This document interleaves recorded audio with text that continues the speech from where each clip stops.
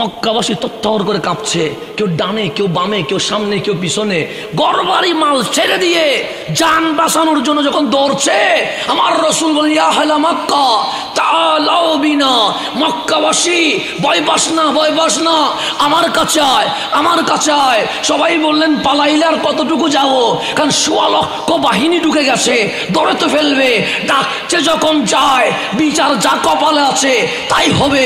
মক্কাবাসীর সামনে আমার নবী উঁচু জায়গায় দাঁড়িয়েছে, রহমতুল্লিল আলামিন বলছে, কি অবস্থা তোমাদের? আমাদের অবস্থা বড় খারাপ। কেন? আপনার উপর যে জুলুম করেছি, এই জুলুমের বদলা মৃত্যুদণ্ড হবে, ফাঁসি হবে, গর্দান দিবাক হয়ে যাবে। আমার নবী হাসি দিয়ে বলে, মক্কাবাসী বলো, বিচার এখন করব না, তোমরা আমার কাছে কি আশা করো সেটা বলো। কিরকম আচরণ আশা করো?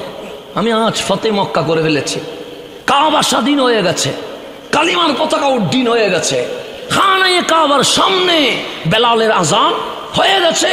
মক্কার ইহুদি খ্রিস্টান মুশরিকের নাই, মক্কা এখনকার হয়ে গেছে, মুসলমানের হয়ে গেছে। এখন বলো কি রকম আচরণ আশা করছো? তখন মক্কাবাসী বলছেন, হ্যাঁ আমরা পাথর মেরেছি, হ্যাঁ আমরা পাগল বলেছি, হ্যাঁ আমরা উটের বুড়ি আপনার উপর তুলে দিয়েছি, হ্যাঁ আপনার চোখের সামনে সাহাবী শহীদ করেছি, কিন্তু আমাদের বিশ্বাস আপনি আল আমিন, আপনি আস-সাদিক, আপনি রহমতুল্লিল আলামিন। আমরা আশা করছি রহমতের নবী পূর্বের জিনিস না দেখে আমাদেরকে ক্ষমা করে দিবে। আমার নবী বললেন, যেটা আশা করেছো বাস্তবে তার চেয়ে আরো বেশি, যাও আমি নবী বিনা শর্তে তোমাদেরকে মাফ করে দিয়েছে। এটার নাম রহমতুল্লিল। যিনি প্রতিশোধ নেয় না, কি করে দেয়? মাফ করে দেয়। ওই নবী পেয়েছি আমরা, ওই নবীর উম্মত এখন প্রতিশোধ পরায়ণ হয়েছে। কেমন প্রতিশোধ পরায়ণ? কবর থেকে পর্যন্ত লাশ তুলে ফেলতেছে। আমরা কেমন উম্মত, কেমন উম্মত দাবি করছি? যেই নবী মক্কার জমিনে দাঁড়ায়া বলছে, আজ আমি নবী বিনা শর্তে মুশরিকরে কি করে দিয়েছি? মাফ করে দিয়েছি। আর আমার সোনার বাংলায় দাড়ি টুপি জুব্বা রেখে নবীর উম্মত দাবি করে জমিনের উপর না, জমিনের ভেতরের লাশ পর্যন্ত নিরাপদ থাকতে পারছে না। তো এই মাহফিলটা জশ্নে জুলুসে ঈদে মিলাদুন নবী সাল্লাল্লাহু আলাইহি ওয়াসাল্লাম যারা করছে, ওনারা কারা? ওনারা গাউসিয়া কমিটি বাংলাদেশ তথা আওলাদ রসুলের সৈনিকরা। কথা ঠিক না? তাহলে আওলাদ রসুলের সৈনিকরা রসুলে পাকের আগমনে খুশি হয়ে আজকের এই মাহফিল সাজিয়ে দিয়েছে। এখন আপনারা যারা এসেছেন, বসেছেন, দাঁড়িয়েছেন, আমরা নবী পায়া খুশি না বেজার? খুশি। সেই কারণে আমরা মাহফিলে এসেছি। তো মুখে খুশি বললে হবে না, তা কাজে বাস্তবায়ন করতে হবে। আমি বললাম নবী পায়া খুশি, আমার মুখ কালো হয়ে আছে, তার মানে খুশি হই নাই।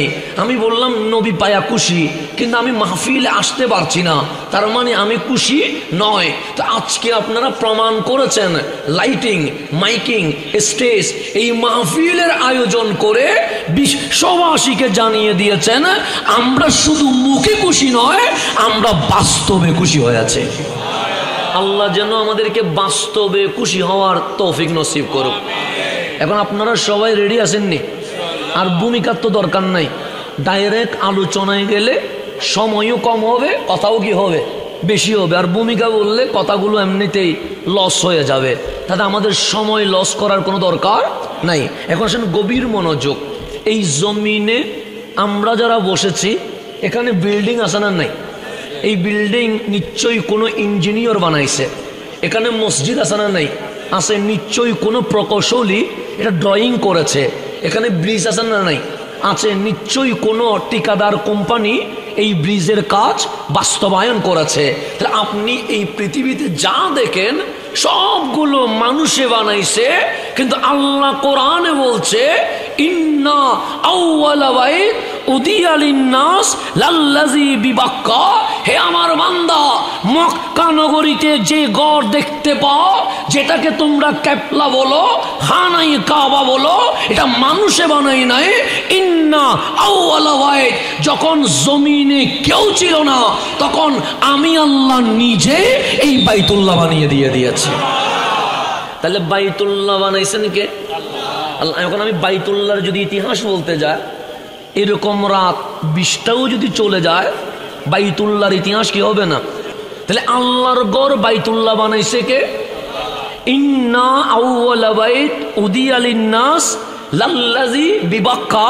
আল্লাহ বলে মক্কায় যে ঘর তুমি দেখতে পাচ্ছ, এটা দুনিয়ার কোনো ইঞ্জিনিয়ার বানাই নাই, এটা দুনিয়ার কোনো প্রকৌশলী বানাই নাই, এটা দুনিয়ার কোনো মিস্ত্রি বানাই নাই, এটা দুনিয়ার কোনো ঠিকাদার বানাই নাই, আমি আল্লাহ নিজেই বানিয়েছি। তো আমি বিল্ডিং বানাইছি কেন? একটু সুন্দর মতো থাকার জন্য। আমরা ব্রিজ বানাইছি কেন? যেন এক জায়গা থেকে আরেক জায়গা যেতে পারি। আমরা মসজিদ বানাইছি যেন নামাজ শান্তি মতো পড়তে পারি। আল্লাহ বলে আমি এই ঘর বানাইছি কেন জানো? সে মুবারাকান ওয়া হুদাল লিল আলামিন। যদি বরকত পেতে চাও, বিশ্ব যদি হেদায়েত পেতে চায়, বরকত আর হেদায়েত আমি আল্লাহ খানায়ে কাবার ভিতরে রেখে দিয়েছি। আমার কথা কি বোঝা যায়নি? বুঝতে লাগবে না ওনারা? আমি সিটেঙ্গে হওয়া 12 হওয়ানো তো আমরা বুঝতে লাগবেন না? আচ্ছা বুঝিলে তাহলে আমি জিল্লাম হইলাম হয়ে যাই।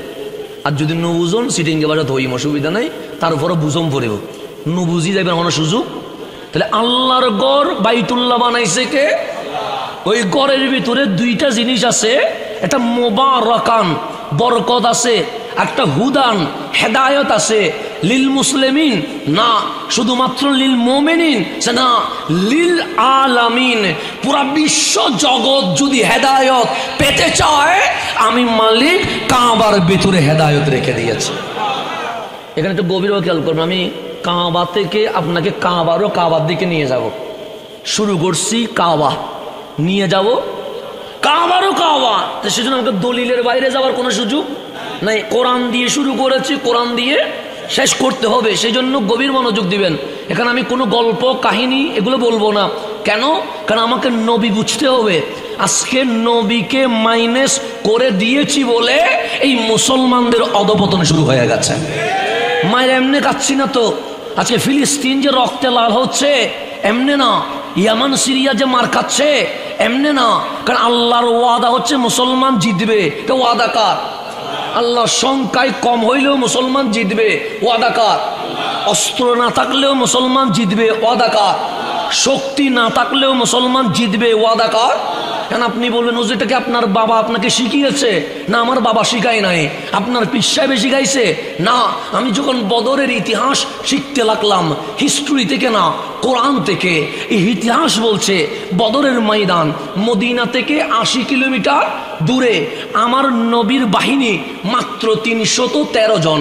অস্ত্রও নাই, তরবারিও নাই, বোমাও নাই, ট্রেনিংও নাই, খাবারও নাই। আর ওইদিকে আবু জেহেলের বাহিনী 1000 এসে গেছে।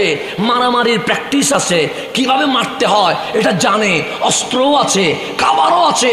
শুধু 1000 নয়, সেই সময়ে আমেরিকা ইউরোপের নাম হচ্ছে রোম পরাশ্য। এই রোম পরাশ্য ডিক্লার দিয়েছে প্রকাশ্যে, আমরা মুসলমানের পক্ষে নয়, আমরা আবু জাহেলের বাহিনীর পক্ষে আছি। তাহলে সবাই কাফেরের পক্ষে। এখন ধরেন আমরা 2 ভাগ হয়ে গেছি, আল্লাহ না করুক, বোঝানোর জন্য বলছি। স্টেজের দল একটা, শ্রোতার দল। মারামারি বাজি গেছে, জিতবে কে? স্টেজ জিতবে না শ্রোতা জিতবে? শ্রোতা জিতবে। কেন? স্টেজে মানুষ কি হয়ে গেছে? কম হয়ে গেছে, আপনার বেশি হয়ে গেছেন। লোক যেদিকে বেশি, শক্তি সেদিকে বেশি, শক্তি যেদিকে বেশি, বিজয় সেদিকে। আপনার দৌড় দিলে আমাদেরকে আর খুঁজে পাওয়া যাবে না। সংখ্যা কম হারবে, সংখ্যা বেশি জিতবে। তা আবু জাহেলের বাহিনীর অস্ত্র আছে, কামান আছে, ট্রেনিং আছে, যুদ্ধের হুঙ্কার আছে।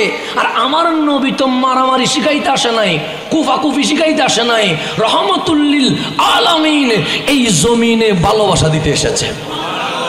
সেই জন্য আমরা আহলে সুন্নাত ওয়াল জামাত লাঠি ধরা শিখাই না, লোহা ধরা শিখাই না, পাথর ধরা শিখাই না, আমরা প্রেম দেওয়া শিখাই। আমরা কি দেওয়া শিখাই? ঈদে মিলাদুন্নবী এটার নাম প্রেম। আর কি ফাতিহা ইয়াসদাহুম এটার নাম প্রেম।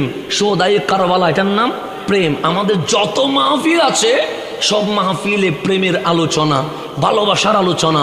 আল্লাহর মোহাব্বত কিভাবে পাবো, হাবিবের ভালোবাসা কিভাবে পাবো, এটা নিয়ে আমাদের আলোচনা। আমাদের মধ্যে হানাহানি, উস্কানি, মারামারি, উগ্রতা এগুলো খুঁজে পাওয়া যাবে না, আমরা সেজন্য মারারের বদলে মারি না, আমরা মায়ের বদলে দলিল দেওয়ার চেষ্টা করি। কি দেওয়ার চেষ্টা করি? দলিল। হানাহানি করা আমাদের কাজ নয়। এই যে জশ্নে জুলুসে ঈদে মিলাদুন্নবী হইল, মিডিয়া বলছে এইবার জুলুসে 1,05,00,000 মানুষ হয়েছে। এটা আমরা না, মিডিয়া বলতেছে। 1 কোটি কত? কোন মানুষের হাতে লাঠি ছিল, লোহা ছিল, পাথর ছিল?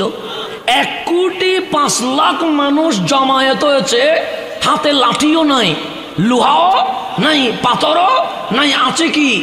খাবার, যে ফল ফ্রুটস, চকলেট, পানি, একজন আরেকজনকে কি করছে?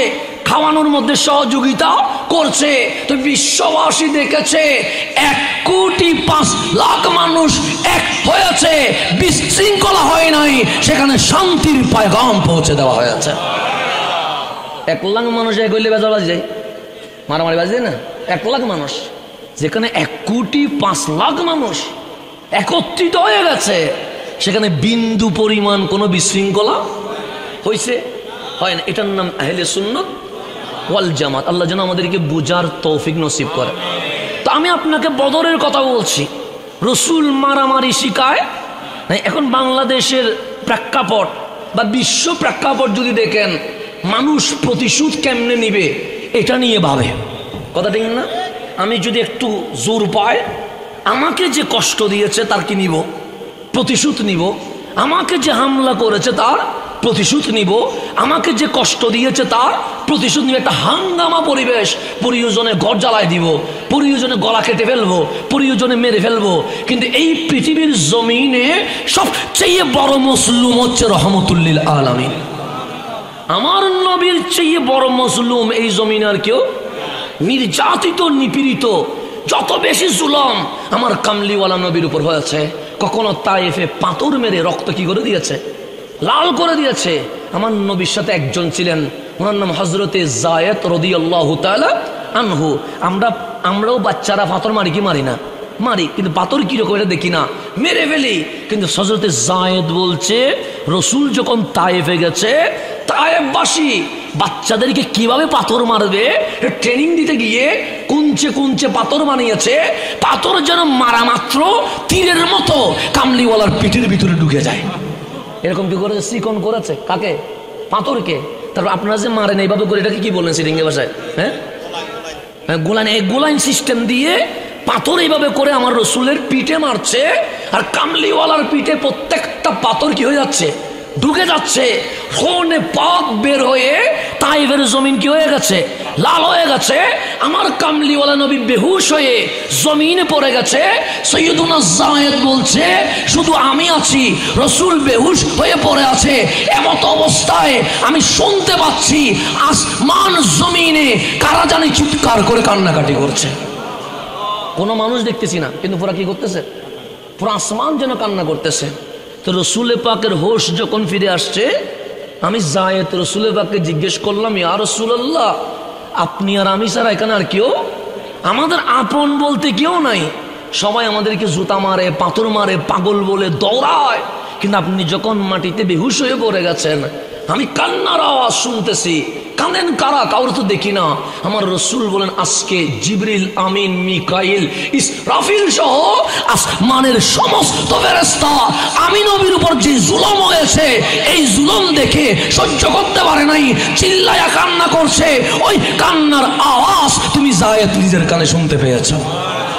তাহলে রসুলের উপর এমন জুলম হয়েছে, ফেরেশতারা পর্যন্ত কি করতেছে? চিৎকার করে কান্না করছে। এটার নাম রহমতুল্লিল আলামিন। আমার নবীকে খানায়ে কাবার সামনে উটের বুড়ি তুলে দিয়েছে। আমার রসুলকে ঘরের মধ্যে তালা মেরে 3-4 দিন খেতে দেয় নাই। আমার নবীর সামনে ঈমান আনছে কেন? সাহাবায়ে কেরামকে রাস্তায় প্রকাশ্যে শহীদ করে দেওয়া হয়েছে। আমার রসুলকে মক্কা ছেড়ে মদিনায় পালাই চলে যাইতে বাধ্য করা হয়েছে। বদর, উহুদ, হুনাইন, খন্দকে আমার নবীকে যুদ্ধের ময়দানে দাঁড় করিয়ে দিয়েছে। কিন্তু যেদিন আমার কামলিওয়ালা ফাতে মক্কা বিজয় করে ফেলেছে, সেদিন আমার রসুল প্রতিশোধ নিতে পারেন কি পারেন না? পারেন। আজকে মক্কা তাদের হাতে না, আজকে নবীর। মক্কাবাসী তত্তর করে কাঁপছে। কেউ ডানে কেউ বামে কেউ সামনে কেউ পিছনে গড়বাড়ি মাল ছেড়ে দিয়ে জান বাঁচানোর জন্য যখন দৌড়ছে, আমার রসুল বলেন ইয়া আহলা মক্কা তাআলাউ বিনা, মক্কাবাসী ভয় পাস না, ভয় পাস না, আমার কাছে আয়, আমার কাছে আয়। সবাই বললেন পালাইলে আর কতটুকু যাব, কারণ ১৬ লক্ষ বাহিনী ঢুকে গেছে, দৌড়ে তো ফেলবে। ডাকছে যখন যায়, বিচার যা কপালে আছে তাই হবে। মক্কাবাসীর সামনে আমার নবী উঁচু জায়গায় দাঁড়িয়েছে, রহমতুল্লিল আলামিন বলছে কি অবস্থা তোমাদের? আমাদের অবস্থা বড় খারাপ। কেন? আপনার উপর যে জুলুম করেছি এই জুলুমের বদলা মৃত্যুদণ্ড হবে, ফাঁসি হবে, গর্দান 2 ভাগ হয়ে যাবে। আমার নবী হাসি দিয়ে বলে মক্কাবাসী বলো বিচার এখন করব না, তোমরা আমার কাছে কি আশা করো সেটা বলো। কিরকম আচরণ আশা করো? আমি আজ ফতে মক্কা করে ফেলেছি, কাবা স্বাধীন হয়ে গেছে, কালিমার পতাকা উড্ডীন হয়ে গেছে, খানায়ে কাবার সামনে বেলালের আজান হয়ে গেছে। মক্কার ইহুদি খ্রিস্টান মুশরিকের নাই, মক্কা এখন কার হয়ে গেছে? মুসলমানের হয়ে গেছে। এখন বলো কি রকম আচরণ আশা করছো? তখন মক্কাবাসী বলছেন হ্যাঁ আমরা পাথর মেরেছি, হ্যাঁ আমরা পাগল বলেছি, হ্যাঁ আমরা উটের বুড়ি আপনার উপর তুলে দিয়েছি, হ্যাঁ আপনার চোখের সামনে সাহাবী শহীদ করেছি, কিন্তু আমাদের বিশ্বাস আপনি আল আমিন, আপনি আস-সাদিক, আপনি রহমতুল্লিল আলামিন।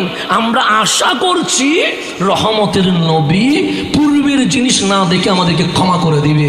আমার নবী বললেন যেটা আশা করেছো বাস্তবে তার চেয়ে আরো বেশি, যাও আমি নবী বিনা শর্তে তোমাদেরকে মাফ করে দিয়েছে। এটার নাম রহমতুল্লিল। যিনি প্রতিশোধ নেয় না, কি করে দেয়? মাফ করে দেয়। ওই নবী পেয়েছি আমরা, ওই নবীর উম্মত এখন প্রতিশোধ পরায়ণ হয়েছে। কেমন প্রতিশোধ পরায়ণ? কবর থেকে পর্যন্ত লাশ তুলে ফেলতেছে।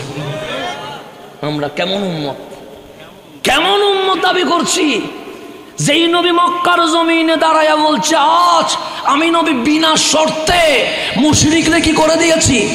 মাফ করে দিয়েছি। আর আমার সোনার বাংলায় দাড়ি টুপি জুব্বা রেখে নবীর উম্মত দাবি করে জমিনের উপর না জমিনের ভেতরের লাশ পর্যন্ত নিরাপদ থাকতে পারছে না। তাহলে কেমন মুসলমান আমরা? নবীর আদর্শ আছে আমাদের ভিতরে? কিসের মুসলমান আমরা? কিসের মুসলমান? তাকবীর দিলে কি শুধু মুসলমান হয়? নামাজ পড়লে শুধু মুসলমান হয়? বিন্দু পরিমাণ আদর্শ আছে? দুনিয়াতে তো কেউ কারো বিচার করার অধিকার নাই, আদালত বিচার করবে। মরে গেলে আদালতের অধিকার নাই, মরে গেলে বিচার করবে কে? আল্লাহ। এখন বিচার করতেছে আমরা হয়ে গেছি বিচারক। আমরা স্লোগান দিচ্ছি এই পথে যদি জশ্নে জুলুস যায় আমরা লাশ ফেলে দিব। আচ্ছা, জান কবজা করার দায়িত্ব আল্লাহ কারে দিছে? আজরাইলরে দিছে, তো তুমি কেন মানুষ মারার দায়িত্ব নিলা? আল্লাহ যেন আমাদেরকে বুঝার তৌফিক নসিব করে। আমরা অমানুষ হয়ে যাচ্ছে দিন দিন, সেই জন্য আজকে মানুষ নাস্তিক হচ্ছে। বাংলাদেশে অনেক নাস্তিক আছে না নাই? ওর বাবা মুসলমান, ওর মা মুসলমান, ওকে জিজ্ঞেস করেন কিসে তোমাকে নাস্তিক করেছে, তখন বলবে কোরআনেও আমাকে নাস্তিক করে নাই, রসুলেও আমাকে নাস্তিক করে নাই, তোমাদের আচরণ আমাকে নাস্তিক করে দিয়েছে। আমাদের উগ্রতা, আমাদের এই জঙ্গিবাদ, সন্ত্রাসবাদ মানুষকে ইসলাম থেকে অনেক দূরে সরিয়ে দিয়ে যাচ্ছে। কথা ঠিক না? আল্লাহ যেন আমাদেরকে বুঝার তৌফিক নসিব করেন। রসুলের প্রেম জাগতে হবে। এখন রসুল ইসলাম তরবারি দিয়ে আনে নাই, রসুল ইসলাম আনছে কি দিয়ে? প্রেম দিয়ে, ভালোবাসা দিয়ে। তা আমার নবী বদরে দাঁড়ায় গেছে, নবীর পক্ষে মাত্র 313 জন, নবীর বিপক্ষে 1000 তো মাঠে। কিন্তু সেই সময়ে রোম পরাশ্য সবাই বলছে আবু জেহেল ভয় করিও না, আমরাও তোমাদের সাথে আছি। মিসাইল লাগলে মিসাইল, বোমা লাগলে বোমা, খাবার লাগলে খাবার, সাপোর্ট লাগলে সাপোর্ট, সব দিয়ে দিব। এখন সব যখন আবু জাহেলের পক্ষে, স্বাভাবিক দুনিয়া বলছে আবু জাহেলের দল জিতে যাবে। কথা ঠিক না? যদি আমেরিকা বলে আমি তোমার পক্ষে আছি, তখন মানুষ কি বলবে? ওরা জিতবে, কারণ আমেরিকা তার পক্ষে, ইউরোপ তার পক্ষে, চীন তার পক্ষে আছে, তো জিতবে তো সে, কারণ শক্তি তার পক্ষে আছে। তো সেই সময়ে রোম পরাশ্য সবাই নবীর বিপক্ষে আবু জাহেলের। তো তখন নিউজ হচ্ছে ইন্টারন্যাশনাল, যেমন বাংলাদেশে বিবিসি নিউজ, এবং হচ্ছে আন্তর্জাতিক নিউজ। ইন্টারন্যাশনাল নিউজ হচ্ছে মুসলমান হেরে যাবে, আবু জাহেলের বাহিনী জিতে যাবে। কেন? তারা 1000 আর মুসলমান 313। তাদের অস্ত্র আছে, মুসলমানের অস্ত্র নাই। তাদের খাবার আছে, মুসলমানের খাবার নাই। তাদের ট্রেনিং আছে, মুসলমানের ট্রেনিং নাই। এবং ওরা শারীরিকভাবে রমজান যেহেতু তারা দুর্বল, শুধু তারা হেরে যাবে। হেরে গেলে ফলাফল কি? ফলাফল হচ্ছে নবী শহীদ হবে। নবী যদি শহীদ হয়, কোরআন থাকবে না। কোরআন যদি না থাকে, ইসলাম থাকবে না। ইসলাম যদি না থাকে, লা ইলাহা ইল্লাল্লাহর ধ্বনি এই জমিনে আর উচ্চারিত হবে না। আজকে ইসলাম দাফন হয়ে যাবে। এটা পত্রিকা কি হয়ে গেছে? নিউজ হয়ে গেছে। তখন সাহাবায়ে কেরাম এই নিউজ দেখে সুখের পানি ছেড়ে দিয়েছে। আমার কামলিওয়ালা বললেন, সাহাবী আমার, যুদ্ধের ময়দানে মন কালো করলে, কান্না করলে এটা দুর্বলতা। কাফেররা শক্তি পাবে, যুদ্ধের ময়দানে সাহস দেখাইতে হয়। আমরা 313 হইলেও এমন ভাবে সাহস দেখাও যেন মনে হবে আমরা 3000 দাঁড়ায় আছি। সাহাবায়ে কেরাম বললেন, নবী গো, সাহস তো দেখাইছিলাম, কিন্তু আপনি জানেন না ওসে কি হয়েছে? আন্তর্জাতিক নিউজ হয়ে গেছে, আমরা হেরে যাব, মুশরিক জিতে যাবে। যদি আমরা হেরে যাই, ইসলাম থাকবে না, কোরআন থাকবে না, কালিমা থাকবে না। আমার রসুল সুখের পানি ছেড়ে দিয়েছে। আমার মালিক বলে, হাবিব, এতক্ষণ সব সহ্য করেছি, কিন্তু আপনি যখন সুখের পানি ছেড়ে দিয়েছেন, আমি আর সইতে পারি নাই। কাঁদেন কেন? আমার হাবিব বলেন, মওলা কাঁদবো না, ওরা 1000, ওদের অস্ত্র আছে, খাবার আছে, বোমা আছে, রোম পারস্য সবাই তাদের পক্ষে কথা বলছে। দেখো না মাওলা, ইন্টারন্যাশনাল নিউজ হয়ে গেছে, তারা জিতে যাবে। আল্লাহ বলে, হাবিব, এটার জন্য কাঁদতে হয়? আন্তর্জাতিক নিউজ হয়েছে, কিন্তু এখনো মাওলার কোরআনী নিউজ হয় নাই, এখনো আল্লাহ নিউজ করে নাই। হাবিব, কান্না করার প্রয়োজন নাই। আল্লাহর হাবিব বলেন, মাওলা আপনি কিছু বলবেন? আল্লাহ বলে, হাবিব, আমি সাহাবীর উপর খুশি হয়ে গেছি। তারা চাইলে পালিয়ে যেতে পারত, তারা চাইলে চলে যেতে পারত, তারা চাইলে বলতে পারত আপনি রসুল থাকেন আল্লাহর সাথে, আমরা গেলাম। হাবিব, তারা জানে এই যুদ্ধ করতে গেলে নিশ্চিত শহীদ হইতে হবে, জান কোরবান করতে রাজি, কিন্তু নবী ছাড়তে রাজি নয়। আমি সাহাবীদেরকে জান্নাতের সার্টিফিকেট দিয়ে দিয়েছে। কারণ যারা নবী ছাড়ে না, তাদেরকে আমি আল্লাহ ছাড়তে। এবং আল্লাহ কোরআনের নিউজ দিচ্ছেন, লা তাহিনু ওয়ালা তাহজানু। হে আমার কামলিওয়ালার সাহাবী, পেরেশান হবা না, টেনশন করবা না, দুশ্চিন্তা করবা না। ওরা বললেন, মালিক কেন? আমি আল্লাহ ঘোষণা করছি, ওয়া আনতুমুল আ'লাউন, কাফের মুশরিক বাহিনী জিতবে না, হাবিবুল্লাহর বাহিনী জিতে যাবে। এটা ঘোষণা কার? আনতুম, তোমরা, আলাউন মানে জিতবা। এটা বলতেছে কে? এখন সাহাবায়ে কেরাম দুইটা কালি হাত আসমানের দিকে তুলে দিয়ে বলছেন, মালিক, আপনি বলছেন আনতুমুল আলাউন, আমরাই জিতব।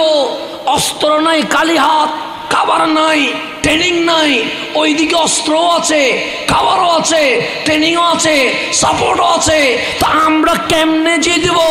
আল্লাহ বলে, ওগো মুসলমান, অস্ত্র দিয়ে মুসলমান জিতে না, বোমা দিয়ে মুসলমান জিতে না, ক্ষেপণাস্ত্র দিয়ে মুসলমান জিতে না, রকেট বোমা দিয়ে মুসলমান জিতে না, শক্তি দিয়ে মুসলমান জিতে না, সাপোর্ট দিয়ে মুসলমান জিতে না। বুকে হাত দিয়ে দেখো। সাহাবায়ে কেরাম বুকে হাত দিয়ে দেখলেন যে, ইন কুনতুম মুমিনিন, যদি বুকে ঈমান থাকে, মাঠে নামার দায়িত্ব তোমাদের, জিতানোর দায়িত্ব আমি আল্লাহ নিয়ে নিয়েছি। এখন বলেন, বদরে মুসলমান হারছে না জিতছে? জিতছে, এতে কোনো সন্দেহ আছে? 70 জন ওদের নিহত, 70 জন গ্রেপ্তার। মুসলমানের বিজয়ের পতাকা কি হয়ে গেছে? উঠে গেছে। তাহলে আল্লাহ কি সত্য বলেছে না মিথ্যা বলেছে? সত্য বলেছে। অল্প মুসলমান জিতে গেছে, অস্ত্র দিয়ে, বোমা দিয়ে, ক্ষেপণাস্ত্র দিয়ে, শক্তি দিয়ে। কি দিয়ে জিতছে? ঈমান দিয়ে। তাহলে বদরে আমরা জিতে গেছি, উহুদ, হুনাইন, খন্দকে আমরা জিতে গেছি, সালাউদ্দিন আইয়ুবীর বাহিনী জিতে গেছে, সমস্ত মুসলিম ইতিহাস দেখেন জিতে গেছে। কিন্তু আজকে যদি ফিলিস্তিন দেখি, আমরা মারি খাই, ইয়ামান দেখি আমরা মার খাই, সিরিয়া দেখি আমরা মার খাই। সমগ্র বিশ্বে যেখানে মুসলমান সেখানে নির্যাতনের শিকার, কিন্তু আল্লাহর ওয়াদা হচ্ছে মুসলমান জিতবে। তাহলে ফিলিস্তিনে মুসলমান মার খায় কেন? ইয়ামানে মুসলমান মার খায় কেন? সিরিয়ায় মুসলমান মার খায় কেন? চীনের মুসলমান নির্যাতনের শিকার হয় কেন? অস্ট্রেলিয়ার মুসলমান কুরবানি করতে পারে না কেন? তখন উত্তর আসবে, মালিকের ঘোষণা সংখ্যায় কম হলেও মুসলমান জিতবে। ইন কুনতুম মুমিনিন, যদি ঈমান থাকে, দাড়ির নাম ঈমান না, টুপির নাম ঈমান না, জুব্বার নাম ঈমান না, এগুলোর নাম যদি ঈমান হইতো ফিলিস্তিন সিরিয়া ইয়ামান জিতে যাইতো। তাহলে ঈমান থাকলে মুসলমান জিতে, ঈমান না থাকলে মুসলমান হারে। ওই ঈমানের নাম রহমতুল্লিল আলামিন। আজকে নবীরে যখন মাইনাস করে দিয়েছেন, মাইল শুরু হয়ে গেছে। এখন সব জায়গায় নবী মাইনাস। নবী আছে নাই তো মাইনাস হয়ে গেছে। নবীকে এখন কিভাবে মাইনাস করা যায়, নবীর নাম কিভাবে বাদ দেওয়া যায়। রবিউল আউয়াল আসলে আমাদের এক ধরনের ভাই ব্যস্ত হয়ে যায়, কেমনে ঈদে মিলাদুন নবী বন্ধ করে দেওয়া যায়। কথা ঠিক না? নবীর সাথে কি সত্যতা? আমি নবী তোমার কি ক্ষতি করেছে? ঈদে মিলাদুন নবীর মাহফিল হচ্ছে, এটা বন্ধ করার জন্য এত পায়তারা কিসের, এত ষড়যন্ত্র কিসের? তা আমাদের কথা সফট ভাষায়, যদি ঈদে মিলাদুন নবী ভালো না লাগে আপনি করবেন না। আপনার করার দরকার আছে, আপনি ঘরে বসে থাকেন, আমাদের কোনো আপত্তি। আপনার কি জুলুসে কাউরে জোর করে ধরে নিয়ে গেছেন নাকি? এই মাহফিলে কাউরে জোর করে নিয়ে আসছেন নাকি? আমরা জোর করে আনি নাই। আবার যারা আসে নাই তাদেরকে আমরা কাফের বলতেছি, মুশরিক বলতেছি, বেয়াদব বলতেছি না। ভালো না লাগলে আসবে না, কিন্তু যারা করে ওরা করবে, ওদেরকে বাধা দেওয়ার অধিকার কারো নাই। কথা ঠিক না? আজামিলা হবে। আপনি করেন না, আপনি আপনারটা নিয়ে থাকেন। আমরা করি, আমরা আমাদেরটা নিয়ে তাকে দুনিয়ায় ফিতনা করার দরকার নাই, ফাসাদ করার দরকার নাই। আপনারটা নিয়ে আপনি, আমারটা নিয়ে আমি। কাল হাসরের ময়দানে দেখব আমার নবী কারে বুকে নেই। এটা আমরা কালকে দেখব। কালকে দেখবো রসুল কাকে দেখে হাসে। আমরা কালকে দেখব আমার নবী কারে বলবে যে উম্মত গরম লাগতেছে, আয় আমি নবী তোরে কাউসারের পানি পান করাইয়া দিয়ে দেব। আমরা দেখবো কালকে হাসরের ময়দানে আমার বাবাও বক্ষ সংকুচিত করে ফেলবে, নফসি নফসি করবে। আমিও বক্ষ সংকুচিত করে আমার বউকে বলবো তোমাকে আজকে চিনি না, আমি দূরে সরে যাও, নফসি নফসি। আপনিও বলবেন হাসান ভাই আমি আপনাকে চিনি না, নফসি। আপনার গায়ে আপনি, আমার গায়ে আমি। সবাই যখন নফসি নফসি ধ্বনি তুলবো, আল্লাহ বলে হাবিব সেদিন মানুষের বক্ষ সংকুচিত হয়ে যাবে। বাবা ছেলেরে বুকে নিবে না, মা মেয়েরে বুকে নিবে না, স্বামী স্ত্রীকে বুকে নিবে না, ভাই বোনকে বুকে নিবে না, বন্ধু বন্ধুকে বুকে নিবে না। আলাম নাশরাহ লাকা সাদরাক, যেদিন সবার বক্ষ সংকুচিত হবে হাবিব আপনার বক্ষ এত উন্মুক্ত হবে, হাজার কোটি অগণিত আশেক আপনার বুকে ঠাই পেয়ে যাবে। আলাম নাশরাহ লাকা, এটা তো অনেক তাফসীর আছে, এরকম বলতে গেলে তো রাত গিয়ে সকাল হয়ে যাবে। আলাম নাশরাহ লাকার কি হবে না, তাফসীর শেষ হবে না। তো সেদিন আমার নবী বুকে নিবে কি নিবে না? ও বাংলায় ঝগড়াঝাটি বাদ দিয়ে দেন, আপনারটা নিয়ে আপনি থাকেন, আমাদেরটা নিয়ে আমরা থাকি। কাল হাসরে প্রমাণ হয়ে যাবে কামলিওয়ালা কাদেরকে বুকে নেয়। বাস দুনিয়াটা ছেড়ে দেন, দুনিয়াটাকে কি করছেন দরকার নাই, আপনি কি করছেন আমার দরকার নাই, আমি কি করছি আপনার বাবার দরকার নাই, হাসরেও দেখার দরকার নাই, কবরেও দেখবেন তো। কবরে নবী আসবেন না? অবশ্যই আসবে। তাকে আমার আব্বা বলছে, পিসে হুজুর বলছে, কে বলছে? আমার নবী নিজে বলতেছে, বুখারী মুসলিম মুত্তাফাকুন আলাইহি, উম্মত তোমারে যখন কবরে রাখবে, ইন্নাল আবদা ইজা উদিয়া ফি কবরিহি, যখন তোমাকে কবরে রাখা হবে, আমার জানাজা অবশ্যই আমার আপনজনরা পড়বে, আমার গোসল অবশ্যই আমার আপনজনরা দিয়ে দিবে, আমার কাফন অবশ্যই আমার আপনজনরা করবে। কিন্তু আমার জানাজার পরে যখন আমার কবরে রাখা হবে, তখন কি আমার আপন কেউ যাবে? তখন সবাই বলবে ইন্না লিল্লাহি ওয়া ইন্না ইলাইহি রাজিউন। মাওলার দরবারে সফর দুইজন হয় না, যার সফর তাকেই করতে হয়। তা আমাকে যখন কবরে দিবে, তখন আমার সাথে তো কেউ যাবে না, সবাই আমার কাফন রেখে উপরে কি দিয়ে দিবে? মাটি দিয়ে দিবে। এখন মাটি দেওয়ার কারণে কোনো জানালা পর্দা কিছু আছে? নাই। মাহফিলের লাইট বন্ধ হলে আপনি মাহফিলে বসতে রাজি না। আর কবরের লাইট নাই, ফ্যান নাই, এসি নাই, কিছু নাই, অন্ধকার কবরে আপনাকে শোয়াই দিবে। সেখানে নড়াচড়া করার কোনো সুযোগ আছে? নাই। বসার কোনো সুযোগ আছে? এখানে যেমন ইচ্ছা বসা থেকে দাঁড়াইও যাইতে পারে, আর বসেও যেতে পারে, কিন্তু কবরে আপনি এমনভাবে আমার শোয়াইয়া দিলেন যেখানে আমার ডান বাম হওয়ার কোনো সুযোগ। আর আমার রসুল বললেন, তোমাদেরকে যখন কবরস্থ করা হবে, আপনজনরা যখন জিয়ারত শেষ করে ফাতাওয়াল্লা আনহু আসহাবুহু, সবাই যখন চলে যাবে, কবর যখন নিস্তব্ধ হয়ে যাবে, ফাআতানে মালাকান, দুইজন ফেরেশতা আসবে, একজনের নাম মুনকার আরেকজনের নাম নাকির।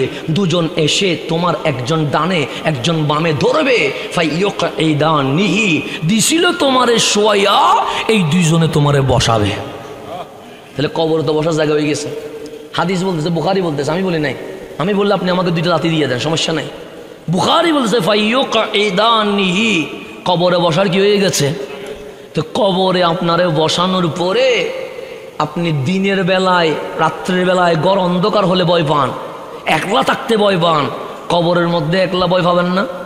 তখন আপনাকে মুনকার নাকির বলবে, মা কুনতা তাকুলু ফি হাক্কি হাজার রাজুল লি মুহাম্মদ, দেখ ওই মহান জাত, হাজা মানে এটা, এটা কাছে, ওই যে ওখানে দেখা যাচ্ছে, ওনাকে আমি ভালো করে দেখতেছি না, অন্ধকার দূরে, তার মানে জালিকা, দূরেকে জালিকা বলে, আমার দাদা আমার কাছে, এটা হবে হাজা, হাজা মানে কাছে।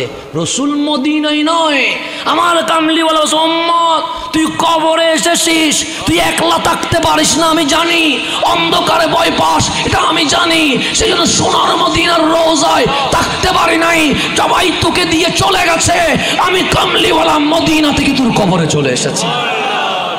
আমার নবী কবরে আসবে, আর আপনি সেই নবীর পক্ষে ইয়া রাসূলুল্লাহ বলতে পারেন না?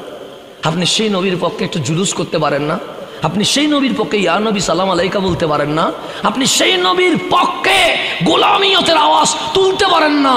এর চেয়ে বড় নিমুখ হারাম এই জমিনে আর কেউ হতে পারে না। যেখানে সবাই আমাকে ছেড়ে দিবে, সেখানে যিনি এসে আমাকে বলবে, তুই যে অন্ধকারে ভয় পাস, তুই যে একলা থাকতে পারিস না, এটা আমি জানি, তো আমি রোজায় থাকতে পারি নাই, আমি তোর কবরে চলে এসেছি।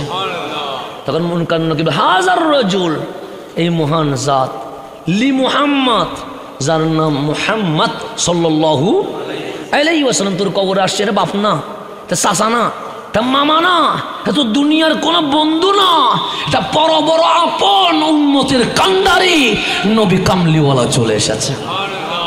এখন তুই নাম বলতে হবে না, কারণ কবরের নবী আসবে এটা সবাই জানে, নাম বলতে হবে না। মা কুনতা তাকুল, জমিনে যে বেঁচেছিলি 30, 40, 50, 60 বছর, নবীর ব্যাপারে কমেন্টস কি করেছিলি, বক্তব্য কি দিয়েছিলি, রসুলের ব্যাপারে আকীদা কি ছিল, এটা নবীকে দেখে দেখে বল।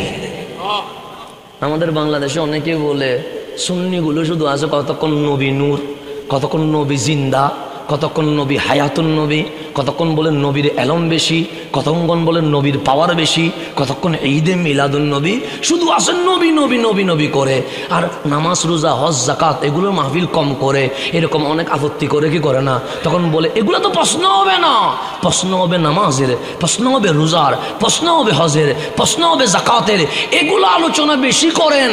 ঈদে মিলাদুন নবীর প্রশ্ন কি কবরে হবে? নবী নূর এটা কি কবরে হবে? আরে নামাজ রোজা হজ জাকাত এটা হবে হাসরে, কবরে হবে আগে নবীর ব্যাপারে আকীদা কি ছিল। এটাতে পাশ করলে নামাজের হিসাব, এটাতে ফেল করলে কিসের হিসাব? আপনি যদি ক্লাস 10-এর পরীক্ষা দিতে না পারেন, আপনি ইন্টারে উঠতে পারবেন? আপনাকে ক্লাস 10-এ কি করতে হবে? পাশ করতে হবে। তো কবরের পরীক্ষায় পাশ হইলে হাসরে আল্লাহ নামাজের খাতা খুলবে, কবরের পরীক্ষায় ফেল আর হাসরে দফতর খোলা হবে। এটা তো কবরে কি হয়ে গেছে, চূড়ান্ত হয়ে গেছে জাহান্নাম, সেখানে আর নামাজ রোজা হজ যাকাতের কোনো প্রশ্নে। সেই জন্য সুন্নিরা জেনে গেছে নবীর প্রশ্নে পাশ হইলে নামাজের খাতা খোলা হবে, সেই জন্য সুন্নিরা নবী দিয়ে মাহফিল শুরু করে, নামাজ দিয়ে মাহফিল শেষ করে। আমরা নবী দিয়ে মাহফিল শুরু করি, নামাজ দিয়ে মাহফিল কি করে শেষ করি, এটা আমাদের সিস্টেম। কেন? কবরে প্রথমে নবী। এখন বলেন, আপনাকে প্রশ্ন করছে কুনতা তাকুল মাজি ইস্তেমরারি, ফার্স্ট কন্টিনিউয়াস, অতীত চলমান, নবীর ব্যাপারে কি বলছিলা? এখন সুখে সুখ রাখি আমার নবীরে আপনি দেখে দেখে 200 গুণে মানুষ বলতে পারবেন? পারবেন? মরা ফসা ক্ষমতাহীন পাওয়ারলেস বলতে পারবেন? নিরক্ষর মুরক্ষ আলিফ বা সিনা না, ডিগ্রি নাই, এই নাই সেই নাই, নবীরে দেখি বলতে পারবেন? পারবেন না, কথা ঠিক না? নবীরে দেখি মরা নবী বলতে পারবেন না, নবীরে দেখি মুরক্ষ নবী বলতে পারবেন না, নবীরে দেখি নিরক্ষর নবী বলতে পারবেন না, নবীরে দেখে দুষে গুণে মানুষ বলতে পারবেন না, নবীরে দেখে পিয়ন বলতে পারবেন না। তো আমরা জকরা বাজাইলাম কই?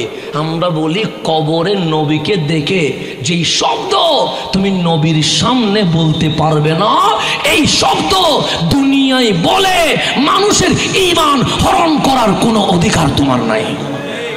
কথা নেই, এই কথা তো বললাম, এখানে মারামারি কি করলাম? আমি কি ফিতনা করলাম?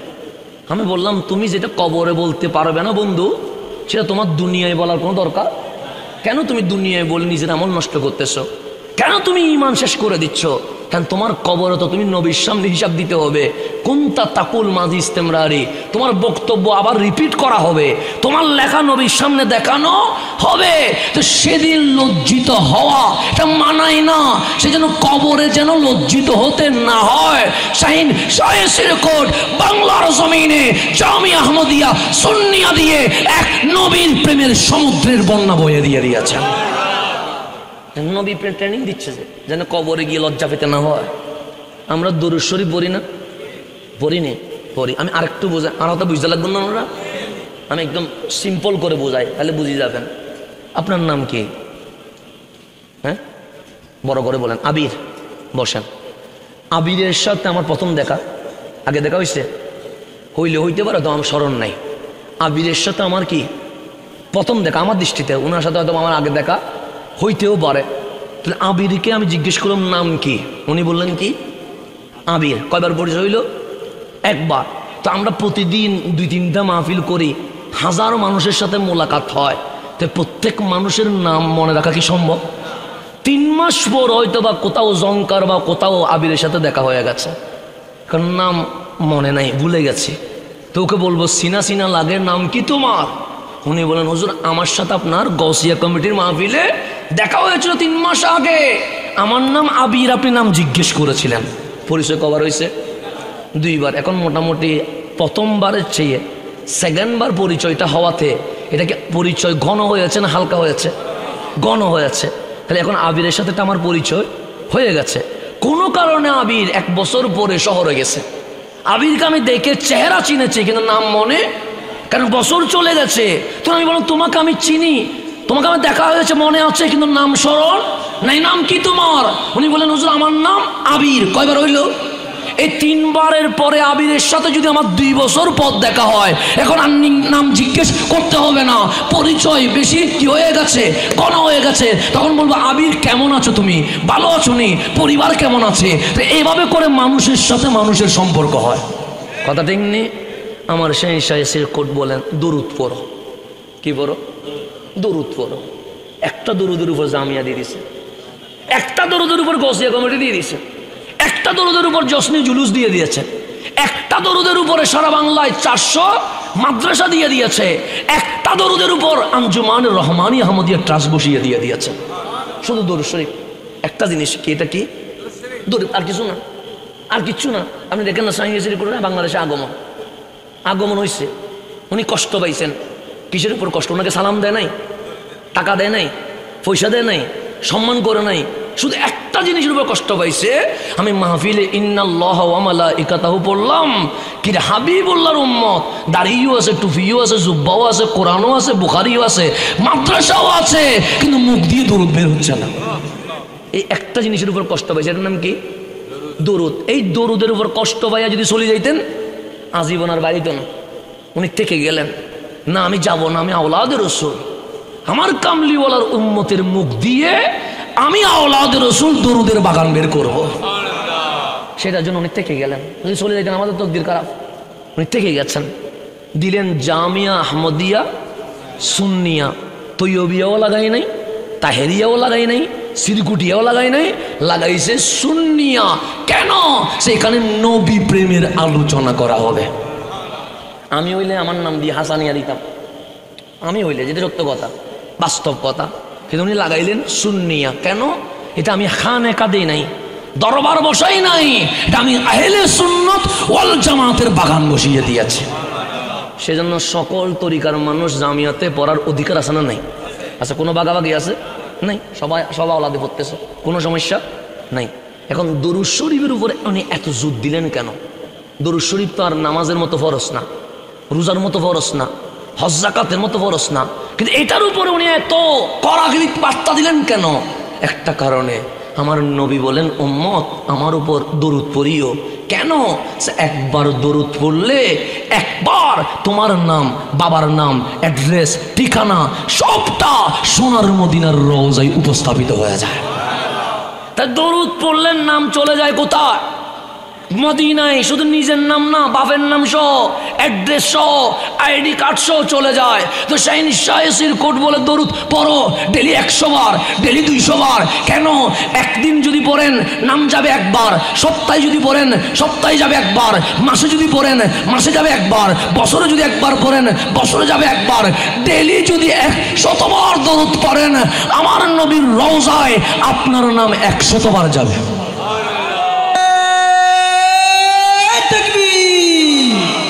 নারে রিসালাত, নারে গাউসিয়া, আহলে সুন্নাত ওয়াল জামাত, গাউসিয়া কমিটি বাংলাদেশ, শাহিন শাহে সিরকট, মাসলাকে আলা হযরত। তবে লাস্টে এখন আসেন, আমার সময় খুব দ্রুত যাবে, কথা বেশি তো। তকবির দিবে তো ফিলিস্তিনে জিতে যাই দিন নেই ইনশাআল্লাহ। এর মাঝখানে আর তকবির দেওয়া দরকার নেই। সামনে যায়, গভীর খেয়াল করবেন। তো আমি যেখানে ছিলাম সেখানে চলে যায়। তা দরুদ পড়লে নাম যায় কোথায়? মদিনায়। যেমন এখন আবিরের নাম কয়বার হয়ে গেছে? 3 বার। চতুর্থবার আমি আবিরকে চিনি কি চিনি না? তো শাহিন শাহেসির কোট বলে দরুদ পড়ো, দরুদ পড়ো, দরুদ পড়ো। এখন ডেলি 100 বার বললেন, 100 বার নাম গেছে কার দরবারে? নবীর দরবারে। প্রতিদিন 100 বার আপনার নাম যায়। আপনি ইন্তেকাল করলেন, সোনার মদিনার কামলিওয়ালা আপনার কবরে চলে এসেছে। মুনকার নাকির বলছে, মা কুনতা তাকুল ফি হাক্কে হাজার রাজুল লি মুহাম্মাদিন সাল্লাল্লাহু আলাইহি ওয়াসাল্লাম। তোর কবরে নবী এসেছে, বল নবীর শানে কি বলেছিলি, কি বলেছিলি? আমার অন্তর বলছে, আমার অন্তর সাক্ষী দিচ্ছে। শাহিন শাহেসির কোট দরুদের বাগান এই জন্য বানিয়ে দিয়েছে। 100 বার যখন ডেলি দরুদ পড়ছি, আমার নাম, ঠিকানা, অ্যাড্রেস নবীর দরবারে চলে গেছে। মুনকার নাকির বলছে, চিনসনি নবীরে, নবীর ব্যাপারে কি বলেছিলি? যখন আমাকে বারবার জিজ্ঞেস করা হবে, আমার অন্তর বলছে, আমার কামলিওয়ালা বলবে, মুনকার নাকির ওরে জিজ্ঞেস করিস না আমি কে। আমি বলছি, তা আমার পাগল, তা আমার দেওয়ানা, যে 100 বার দরুদ পড়তো ডেলি 100 বার তার নাম সোনার মদিনায় উচ্চারিত হয়ে গেছে। নবীর নাম চলে এসেছে।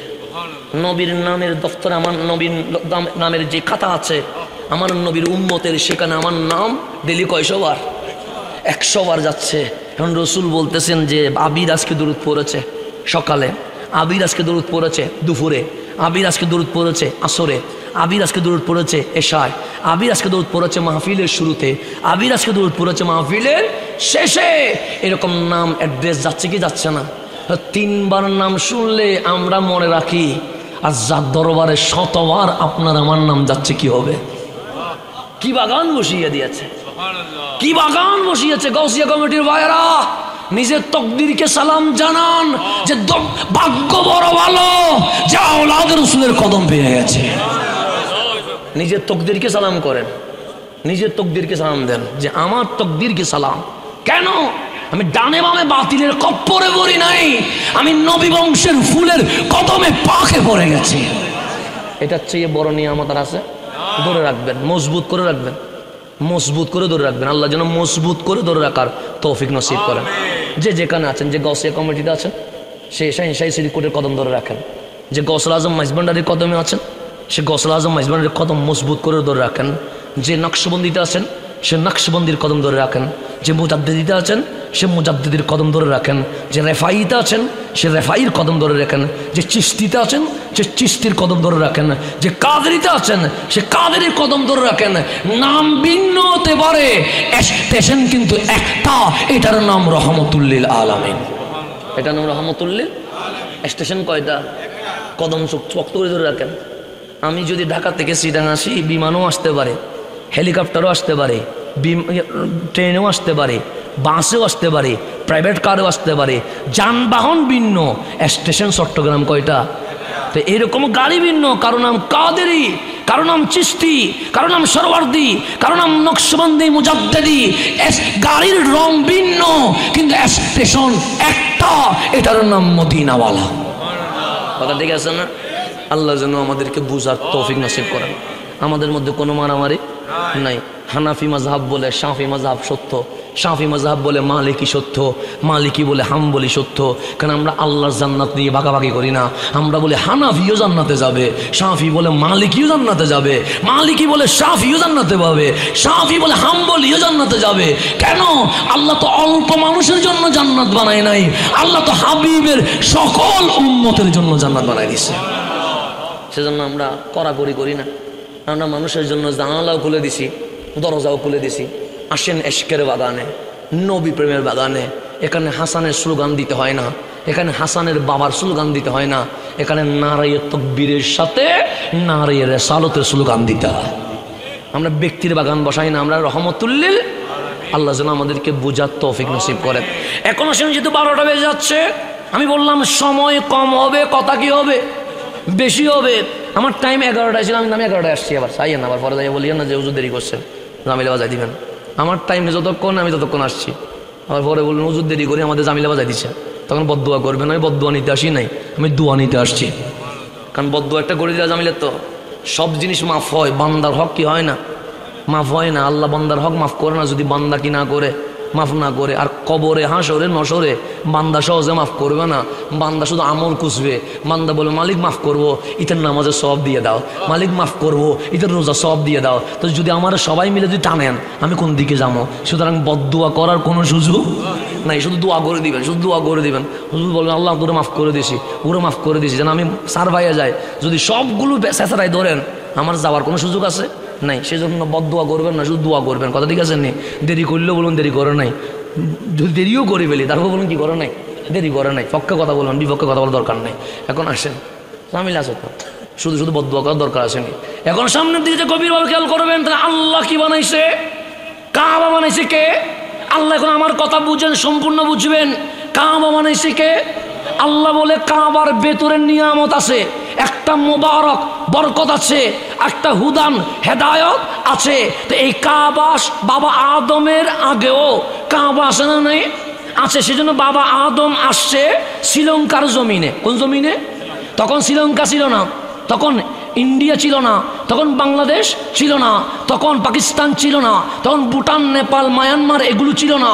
শ্রীলঙ্কা সহ ইন্ডিয়া, বাংলাদেশ, পাকিস্তান, নেপাল, ভুটান, মায়ানমার সহ সবগুলো মিলে ছিল কয়টা দেশ? একটা দেশ। তো ওই দেশের উপরে নামছে সৈয়দুনা বাবা আদম আলাইহিস সালাম। কথা ঠিক নেই? শ্রীলঙ্কার পাহাড় এখনো আছে না নাই? আচ্ছা, সেখান থেকে বাবা আদম মক্কা কাবার দিকে রওনা হয়েছে খালি পায়ে, গোড়ায় উঠে নাই, গাদায় উঠে নাই। 300 বছর হেঁটে খানায় কাবা তওয়াফ করতে গেছে। কে? বাবা আদম। কয়শো বছর? তখন গোড়া ছিল না? ছিল তো। গাদা ছিল না? ছিল তো। ওট ছিল না? ছিল। কিন্তু বাবা আদম কাবার সম্মানে গোড়াতেও উঠে নাই, গাদাতেও উঠে নাই, উঠে নাই, জুতাও পরে নাই। শ্রীলঙ্কার জমিন থেকে কাবা পর্যন্ত বাবা আদম হেঁটে হেঁটে 300 বছর খালি পায়ে শ্রীলঙ্কার জমিন থেকে মক্কাতুল মুকাররমায় খানায়ে কাবায় লাব্বাইক আল্লাহুম্মা লাব্বাইক বলতে চলে গেছে। তাহলে বাবা আদম যখন ছিলেন তখনও কাবা আছে না নাই?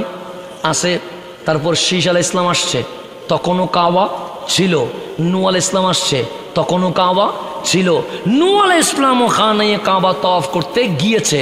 এবং আপনারা কোরআন থেকে জেনেছেন নূহ আলাইহিস সালামের জামানায় একটা বন্যা হয়েছে, জানছেন নি? কোথায় আছে? কোরআনে আছে, বলেন না কোথায় আছে? নূহ আলাইহিস সালামের বন্যার কথা ইতিহাসের পাতায় নয়, আছে কোথায়? কোরআনে তো ইতিহাস বলছে ওই বন্যার পানির জোয়ার, পানির স্রোত এত স্পিড ছিল নূহ আলাইহিস সালামের জামানার। ওই বন্যার পানির ঠেলার চুটে আল্লাহ যে কাবা বানাইছিল ওই কাবার দেওয়াল উপরে চলে গেছে। কার জামানায়? নূহ আলাইহিস সালামের জামানায়। আপনারা বাংলাদেশে অনেক বন্যা দেখছেন না? যেমন ফেনীর বন্যায় রাস্তা সহ চলে গেছে, এরকম হয়েছে কি হয় নাই? উত্তরবঙ্গের বন্যায় ঘরবাড়ি সহ চলে গেছে, আমাদের 91 বন্যায় তুফানে গরু পর্যন্ত বাতাসে কি করছে, উঠছে না, বিল্ডিংয়ের ছাদ পর্যন্ত চলে গেছে। এরকম হয়েছে কি হয় নাই? হয়েছে। তো এগুলোর চেয়েও শক্তিশালী বন্যা ছিল নূহ আলাইহিস সালামের জামানা। ওই নূহ আলাইহিস সালামের বন্যায় পানির জোয়ার এত বেশি ছিল, খানায়ে কাবা উঠে কি হয়ে গেছে, চলে গেছে, চিহ্ন পর্যন্ত নাই। তো বানাইছেন আল্লাহ, আবার বন্যায় কি হয়ে গেছে, চলে গেছে। তা আল্লাহ চাইলে বন্যার পরে কাবাইটা আবার তুলে ফেলতে পারে কি পারে না? কিন্তু প্রথম বছরে আল্লাহ সংস্কার করে নাই। 1 বছর চলে গেছে, কাবার সংস্কার করে নাই। 2 বছর চলে গেছে, কাবার সংস্কার করে নাই। 10 বছর চলে গেছে, কাবার সংস্কার করে নাই। 100 বছর চলে গেছে, কাবার সংস্কার করে নাই। 1000 বছর চলে গেছে, কাবার সংস্কার করে নাই। 2000 বছর চলে গেছে, এইভাবে রয়ে গেছে, কাবার সংস্কার করে নাই। 3000 বছর যখন গেছে, আমার মালিক জমিনে একজনকে আনছে, উনি হচ্ছেন মুসলিম জাহানের পিতা সৈয়দুনা ইব্রাহিম খলিলুল্লাহ। কয় হাজার বছর পরে? নূহ আলাইহিস সালামের জামানা থেকে ইব্রাহিম আলাইহিস সালামের জামানা হচ্ছে 3000 বছর। কয় হাজার বছর? এই 3000 বছর কাবার কোনো কি নাই, চিহ্ন নাই। কাবা কি হয়ে গেছে, মিশে গেছে। 3000 বছর পর আসছে খলিলুল্লাহ, আল্লাহ ওনারে পরীক্ষা নেওয়া শুরু করছে। কি নেওয়া? পরীক্ষা নেওয়া। বাচ্চা হয়েছে বুড়া কালে, মানুষের বাচ্চা হয় জওয়ান কালে, ওনার হয়েছে কোন কালে? বাচ্চা হওয়া মাত্র তখন খলিল ছিলেন ইরাকে। আল্লাহ বললেন খলিল একটা কাজ করেন তো। খলিল বলেন মাওলা কি করতাম? সে বাচ্চার হাজেরাকে নিয়ে ইরাক থেকে ওই মক্কায় চলে যান। ধরেন আমার বাচ্চা হয়েছে, আমি যদি আমার বলুন চলে না মালয়েশিয়া চলে যান, আমি বলবো ঘর নাই, বাড়ি নাই, মালয়েশিয়া আত্মীয় নাই, স্বজন নাই, এরকম কি বাচ্চাটা নিয়ে, বউ একটা অসুস্থ, এরকম কি যাওয়া যায়? আমি বলি হাজার আপত্তি জানাবো। খলিল আওয়াজ করে নাই, মালিক আজকে বাচ্চা হয়েছে আজকে যাবো, এরকম না। খলিল বললেন মালিক আপনার হুকুম। হাজেরা, মালিকের হুকুম আসছে, আমি আপনি ইসমাইল যেন কোথায় চলে যায়, মক্কায় চলে যায়। হাজেরাটাও ওই রকম ছিলেন, আল্লাহর প্রিয় বান্দিনী। অর্ডার পাইতে দেরি, উনি কিছু খাবার নিলেন, রাস্তায় খাবার লাগবে, বাচ্চারে কোলে নিয়ে দিলেন রওনা। হজরতে খলিলুল্লাহর মা হাজেরা, ইসমাইল জবিউল্লাহ, 3 জন ইরাক ছেড়ে খানায়ে কাবার চত্বরে মক্কায় চলে আসলেন। মক্কায় ঘর নাই, বাড়ি নাই, সমাজ নাই, মানুষ নাই, কিচ্ছু নাই। 3 জন আসি বসলেন। খলিল বলেন যেহেতু ঘর বাড়ি নাই, ওঠার মতো কোনো জায়গা নাই, চতুর্দিকে মরুভূমি, তখন জমজমও নাই, পানিও নাই। আম্মা জান হাজেরা বসে আছে, কারণ জার্নি করলে মানুষ কি হয়ে যায়, দুর্বল হয়ে যায়। আর তিনি বাচ্চা প্রসব করেছেন, এমনি তো অসুস্থ, সাথে বাচ্চা একটা আছে। খলিল বলেন হাজেরা আপনি এখানে বসেন ইসমাইলকে নিয়ে, আমি দেখি খিজুর পানি কিছু পাওয়া যায় কিনা। গাছে খিজুর আছে, পাড়ার মতো মানুষ নাই।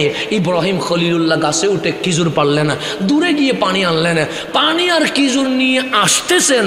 প্রতিমধ্যে আল্লাহ এলহাম পাঠাইলেন, ওগো ইব্রাহিম, হাজেরার ইসমাইল থাকবে, আপনি খলিল চলে যান। বউ বাচ্চারা রাখে আপনি চলে যান। আপনি যাবেন নি? আমি যাবো জীবনে। আমি বলবো কি ভাইছো কেন, কি শুরু করছো তুমি? এরকম করে চিৎকার করতাম আল্লাহর সাথে। খলিল আওয়াজ করে না, মালিক আপনি বলছেন যখন, আমার কোনো না শব্দ নাই। প্রতিমধ্যে যখন ইলহাম এসে গেছে, পানি আর খিজুর নিয়ে বললেন হাজেরা পানি খিজুর রাখো, এগুলো কাজে আসবে।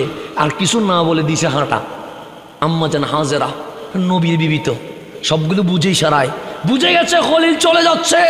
ডাক দিলেন ইয়া জাউজি কম, হে আমার স্বামী দাঁড়ান। আইনা তাযাব, যাচ্ছেন কই? ঘর নাই, বাড়ি নাই, সমাজ নাই, টাকার কোনো ঠিকানা নাই।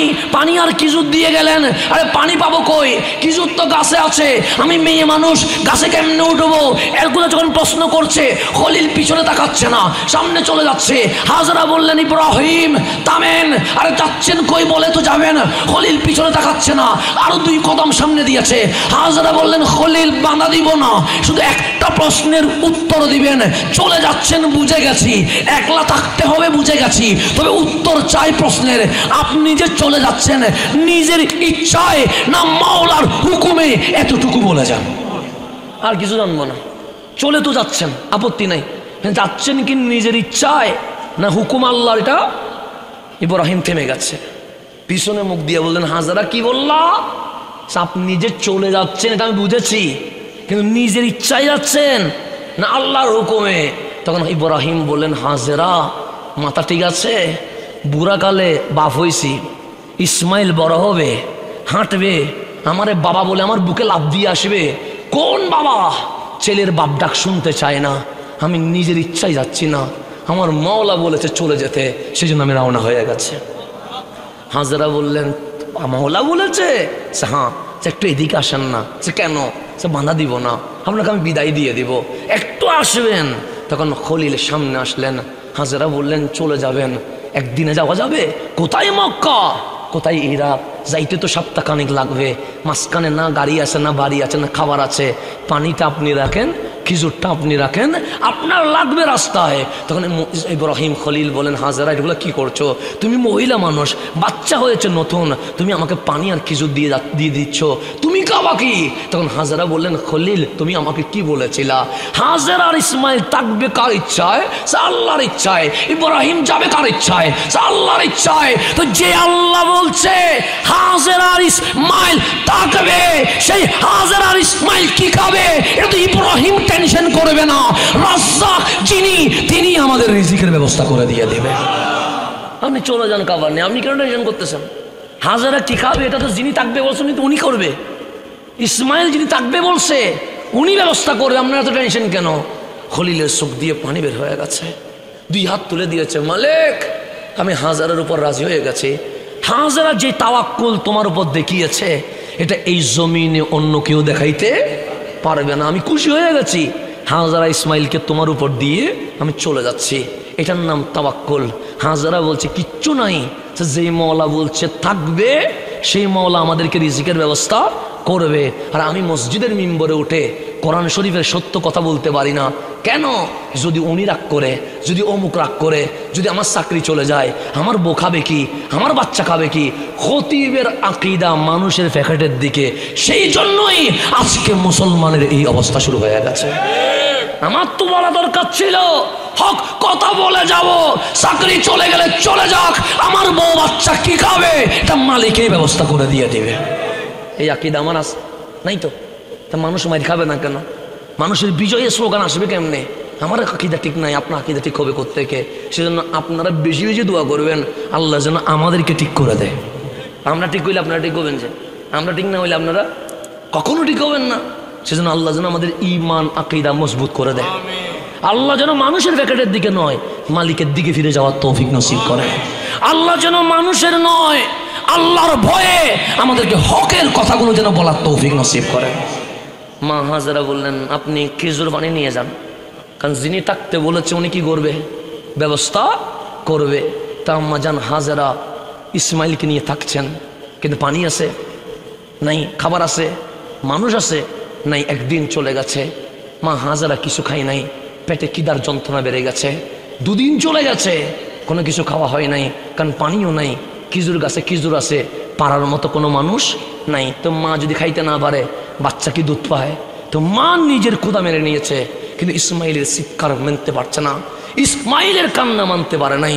তখন আম্মা জান হাজরা ইসমাইল জবিহুল্লাহকে খানায়ে কাবার ফাঁসে রেখে চলে গেলেন পানি খুঁজতে। সফা মনে হচ্ছে মারুয়া পাহাড়ে পানি আছে, গেলেন দৌড়ায়া, কিন্তু দেখলেন মারুয়াতেও কোনো পানি নাই। 7 বার দৌড়ায়া সফা পর্বতে দাঁড়ায়া ইসমাইল জবিহুল্লাহ কি করছে দেখার জন্য মা যখন কাবার দিকে নজর দিছে, হযরতে আম্মা জান হাজরা দেখতে পাচ্ছে ইসমাইল জবিহুল্লাহর কান্না যখন করছে, পাগুলো বাড়ি দিচ্ছিল জমিনে, যেই জমিনে বারবার বাড়ি খাচ্ছিল সেই জমিন থেকে পানি বের হয়ে গেছে। বাচ্চা কামলে হাত পা লড়ে না, তো ইসমাইলের পাটা কি করতেছে? বারবার জমিনে বাড়ি খাচ্ছে, কারণ ওই খিদার যন্ত্রণায় কান্না করতেছে। তো যেই জায়গায় বারবার টাচ করছিল, হাসরও দেখার দরকার নেই, কবরও দেখবেন। তো মানে কবরে নবী আসবেন না, জ্বর ছিল অবশ্যই আসবে, তাকে আমরা কবর দেওয়ার চেষ্টা করতেছি। আমার নবী নিজে বলতেছে বুখারী মুসলিম উম্মত তোমার যখন কবর দিয়ে মাঝে মাঝে শেষ করে না আবদা উদ্দিজা উদিয়া ফি কবরিহি, যখন তোমাকে কবরে রাখা হবে আমার জানাজা হলে আমাদের বাচ্চাগুলো তোমরা পড়বে, পানি করার চেষ্টা অবশ্যই আমার আপন তোমরা দিয়ে লাগায়, আমার কাপড় অবশ্যই আমার পানির বাড়ি হাতে হয়ে যায়, কিন্তু আমার জানাজার পরে চলে যায় আমার কবরে রাখা হবে। পানি যখন বের হয়েছে এমন স্পিড আম্মা জান হাজেরা ধরতে চায়, পানি ধরতে পারে না, বেষ্টন কি হয়ে যায়, ভেঙে যায়। তো আম্মা জান হাজেরা সেই পানির দিকে আঙ্গুল তুলে বলছে, পানি রে তুই বের হয়েছিস বড় নিয়ামত হিসেবে, কারণ এখানে কোনো খাবার নাই, কিন্তু আমি যদি তোমাকে ধরতে না পারি তাহলে পান করতে পারবো না, পান যদি করতে না পারি আমার ইসমাইল দুধ পাবে না, তুই বের হয়ে লাভ কি? তখন আম্মা জান হাজেরা ওনার ভাষায় বলছে, জাম থেমে যা, জাম থেমে যা। দুইবার জাম জাম বলার সাথে সাথে স্পিড পানি শান্ত বাচ্চার মতো শান্ত হয়ে গেছে। এখন তো পানি বের হইল, খাবার বাবা কই? আমি আল্লাহ জমজমের মধ্যে তৃষ্ণা ক্ষুধা দুইটা মিটানোর ব্যবস্থা করে দিয়েছে। এটা মেডিসিনও আছে, এটাতে তৃষ্ণা নিবারণের জিনিসও আছে। খেজুর পানি ভাত কিছু খাইতে হবে না, এই পানির ভেতরে আমি আল্লাহ ক্ষুধার যন্ত্রণাও মিটাইয়া দিয়ে দেব। সেজন্য জমজমের মধ্যে তিনটা কোয়ালিটি, একটা তৃষ্ণা মিটায়, আরেকটা ক্ষুধা মিটায়, আর একটা অসুখ হইলে শেফা দেয়। সেজন্য যারা হজে গেছে, উমরায় গেছে, দেখবেন যে উমরা করতেছে, তাওয়াফ করতেছে, সাফা মারওয়া সাই করতেছে, 3-4 ঘন্টা চলে গেছে, খিদা লাগে নাই। জিজ্ঞেস করেন খিদা লাগে নাই কেন? ওই যে ঢুকার সময় যে জমজমের পানি পান করেছে, 4-5 ঘন্টা চলে গেছে, খবর হয় নাই। আল্লাহ বলে পানি শুধু তৃষ্ণা নিবারণ করে না, ক্ষুধাও মিটায়। শুধু ক্ষুধা মিটায় না, দুর্বল থাকলে এই পানি পান করলে শক্তি সঞ্চার হয়ে যায়। এখান থেকে জমজম আসে গেছে। এখন আমি একটু আপনাদের থেকে একটা উত্তর নেওয়ার চেষ্টা করব। পানি যে স্পিডে গেছে, হুকুম কার? আল্লাহর হুকুম ছাড়া কি স্পিডে যায়? পানি গেছে হুকুম আল্লাহ, কিন্তু পানি থেমে গেছে হুকুম কার? পানি যে থেমে গেছে হুকুম কার? হাজারা আম্মা জান হাজারা জাম থেমে যা, জাম থেমে যা। পানি কি হয়ে গেছে? থেমে গেছে। তাহলে স্পিডে গেছে, হুকুম ছিল কার? থেমে গেছে, হুকুম হচ্ছে হাজেরার। এখন বলবেন আম্মা জান হাজেরার পাওয়ার আল্লাহ থেকে বাড়ি গেছে, বলবেন কেন? পানি স্পিড হয়েছে আল্লাহর হুকুমে, থেমে গেছে তো আম্মা জান হাজেরার হুকুমে। কী হবে সমাধান? সমাধান হচ্ছে স্পিডে গেছে, হুকুম ছিল কার? আল্লাহর মনসা হচ্ছে পানি আসতে যাবে না, পানি যাবে কিসে? স্পিডে। আর আল্লাহর প্রিয় বান্দিনী হাজেরা বলছে পানি স্পিডে যাস না, জাম থেমে যা, জাম থেমে যা। ওনার মুখ দিয়ে জমজম বের হইতে আল্লাহ পানিরে অর্ডার করছে, পানি আমার হুকুম ছিল স্পিডে, আমার প্রিয় বান্দিনী বলছে থেমে যা। আমি আল্লাহর নিজের ইচ্ছারে বাদ দিলাম, আমার প্রিয় বান্দিনীর ইচ্ছাকে বাস্তবায়ন করে দিলাম। এটার নাম অলির কারামত, এটার নাম অলির কারামত। এটা মক্কা থেকে দিয়ে দিলাম আর কি, অনেকে মক্কাতে বুঝে পাই না, তো সেজন্য মক্কা থেকে দিলাম। মক্কাতে কারামত থাকানো না, এটাও দেখার বিষয় আছে। থেমে গেছে, হুকুম হচ্ছে হাজেরার। কেন? আল্লাহ বলে আমি যখন কাউরে প্রিয় করে নিই তখন আমার ইচ্ছাকে বাদ দিয়ে আমি আমার প্রিয় বান্দা বান্দিনীর ইচ্ছাকে বাস্তবায়ন করি। যখন বান্দার প্রিয় ইচ্ছাকে বাস্তবায়ন করে, এটাকে বলা হয় অলির কারামত, এটাকে বলা হয় অলির। এখন ইসমাইল বড় হচ্ছে, ইসমাইল কি হচ্ছে? আল্লাহ বললেন ইব্রাহিম মক্কায় থাকবে, ইরাকে বলে আসলে মক্কায় যাও না। ইব্রাহিম আমার হুকুম ভাইয়া বলে যাচ্ছে আমার বন্ধু, হ্যাঁ পরীক্ষা হোক না, মন ইসমাইলের দিকে যায় না আমার দিকে যায়, আমি একটু টেস্ট করবো সে মালিক হুকুম কি, সব ছেলেদের কোরবান করে দাও। একটাবার না বলে নাই, মিনার জমিনে নিয়ে গেছে।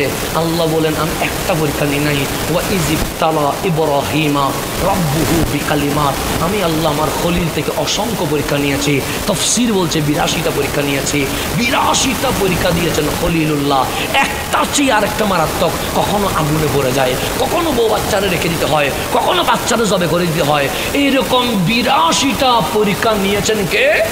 এই 82টা পরীক্ষা নেওয়ার পরে আল্লাহ বলছেন ফা আতাম্মা হুন্না, আমার ইব্রাহিম 82টা পরীক্ষায় 100তে 100 পেয়ে পাশ করে ফেলেছে। এখন পরীক্ষা নেওয়ার পর আল্লাহ কথা বলতেছে কার সাথে? খলিলের সাথে। আল্লাহ বলতেছে তুমি না আমার বন্ধু, বন্ধুরে বন্ধু কি বলতে পারে সন্তানরে জবে করে দাও? বলতে পারে? বলতে পারে না। বন্ধুরে কি আগুনে ফেলতে পারে? কিন্তু খলিল আমি যে তোমার পরীক্ষা নিলাম কেন জিজ্ঞেস করো নাই কেন? খলিল বলে বন্ধু তো তারে কয় তিনি কেন জিজ্ঞেস করে না, হুকুম পাইলে বাস্তবায়ন করে। আল্লাহ বলে আমি বলতে হবে কেন পরীক্ষা নিয়েছি। ও গো খলিল, তুমি জানো না মক্কায় আমি একটা গড় বাঁধছিলাম, সে মালিক জানে। ওই গড়টা এখন আছে সে নাই, এটা নূহ আলাইহিস সালামের জামানায় প্লাবনে বেশে চলে গেছে। তা আল্লাহ বলে ওই গড়টা আবার সংস্কার করা দরকার, সেই জন্য একটা ইঞ্জিনিয়র দরকার। এই একটা ইঞ্জিনিয়র নির্বাচন করার জন্য আমি খলিলুল্লাহ থেকে 82টা পরীক্ষা নিয়ে নিয়েছি।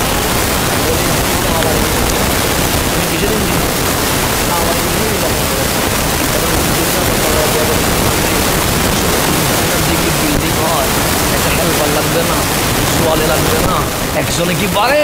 আল্লাহ বলে হেল্পারেরও পরীক্ষা হয়ে গেছে। এটা কোনটা? যিনি ইঞ্জিনিয়র ওনার নাম খলিলুল্লাহ, আর যিনি হেল্পার হয়ে থাকবে ওনার নাম জবিউল্লাহ। যাও বাবা ছেলে মিলে কি করে গেল, আবার উঠে গেল। আল্লাহ ড্রয়িং দেখাই দিচ্ছিলেন যে আমার পর আমি কীভাবে করে ভাবছিলাম। খলিল স্বপ্নে দেখে ফেলেছে খাবার কীরকম ছিল, কোন জায়গায় ছিল। খলিল এসে সম্পূর্ণ ম্যাপটি করলেন, ঠিক করলেন নিচ থেকে পদ্মে উঠতে হবে। বিল্ডিংকে উপর থেকে নিচে যায় না, নিচ থেকে উপরে, নিচ থেকে। তো খলিল বলেন মৌলা নিচে আমি আর আমার ছেলে আস্তে আস্তে কী করে ফেলবো, উপরে উঠবো, কিন্তু উপরে কাজ আছে, সিঁড়ি দিতে হবে।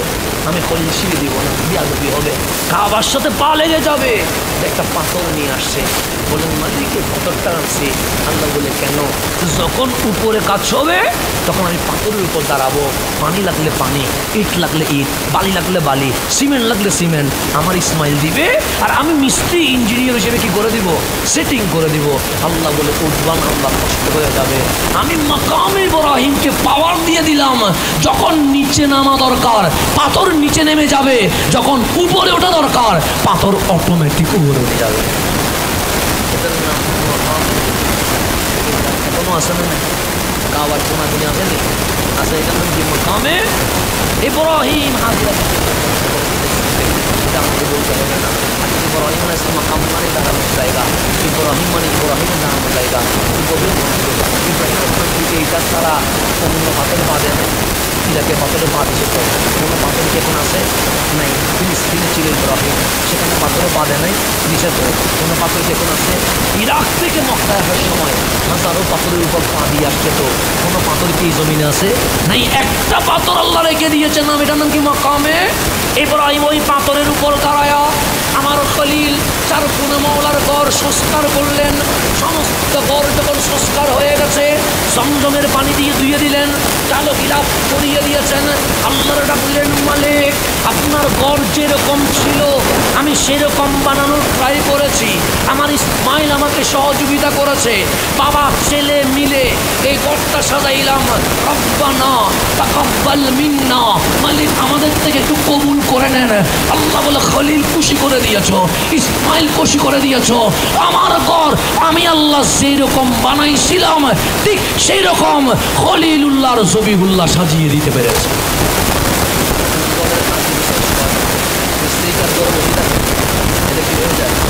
চলে যায় ডিউটি শেষ, চলে যাবে।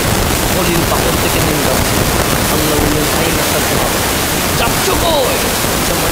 ভাই মরে যাচ্ছি। কেন? কাজ এন্ডিং শেষ হয়ে গেছে, বুঝিয়ে দিয়ে দিয়েছি, তুমি বলছো খুশি হয়ে গেছি। আল্লাহ বলেন এতটুকুতে কি শেষ? তা আজান দাও না। খলিল বলে আজান দিয়ে কি হবে? 2 কিলোমিটার পর্যন্ত যাবে, সেখানে মানুষও নাই, জনও নাই।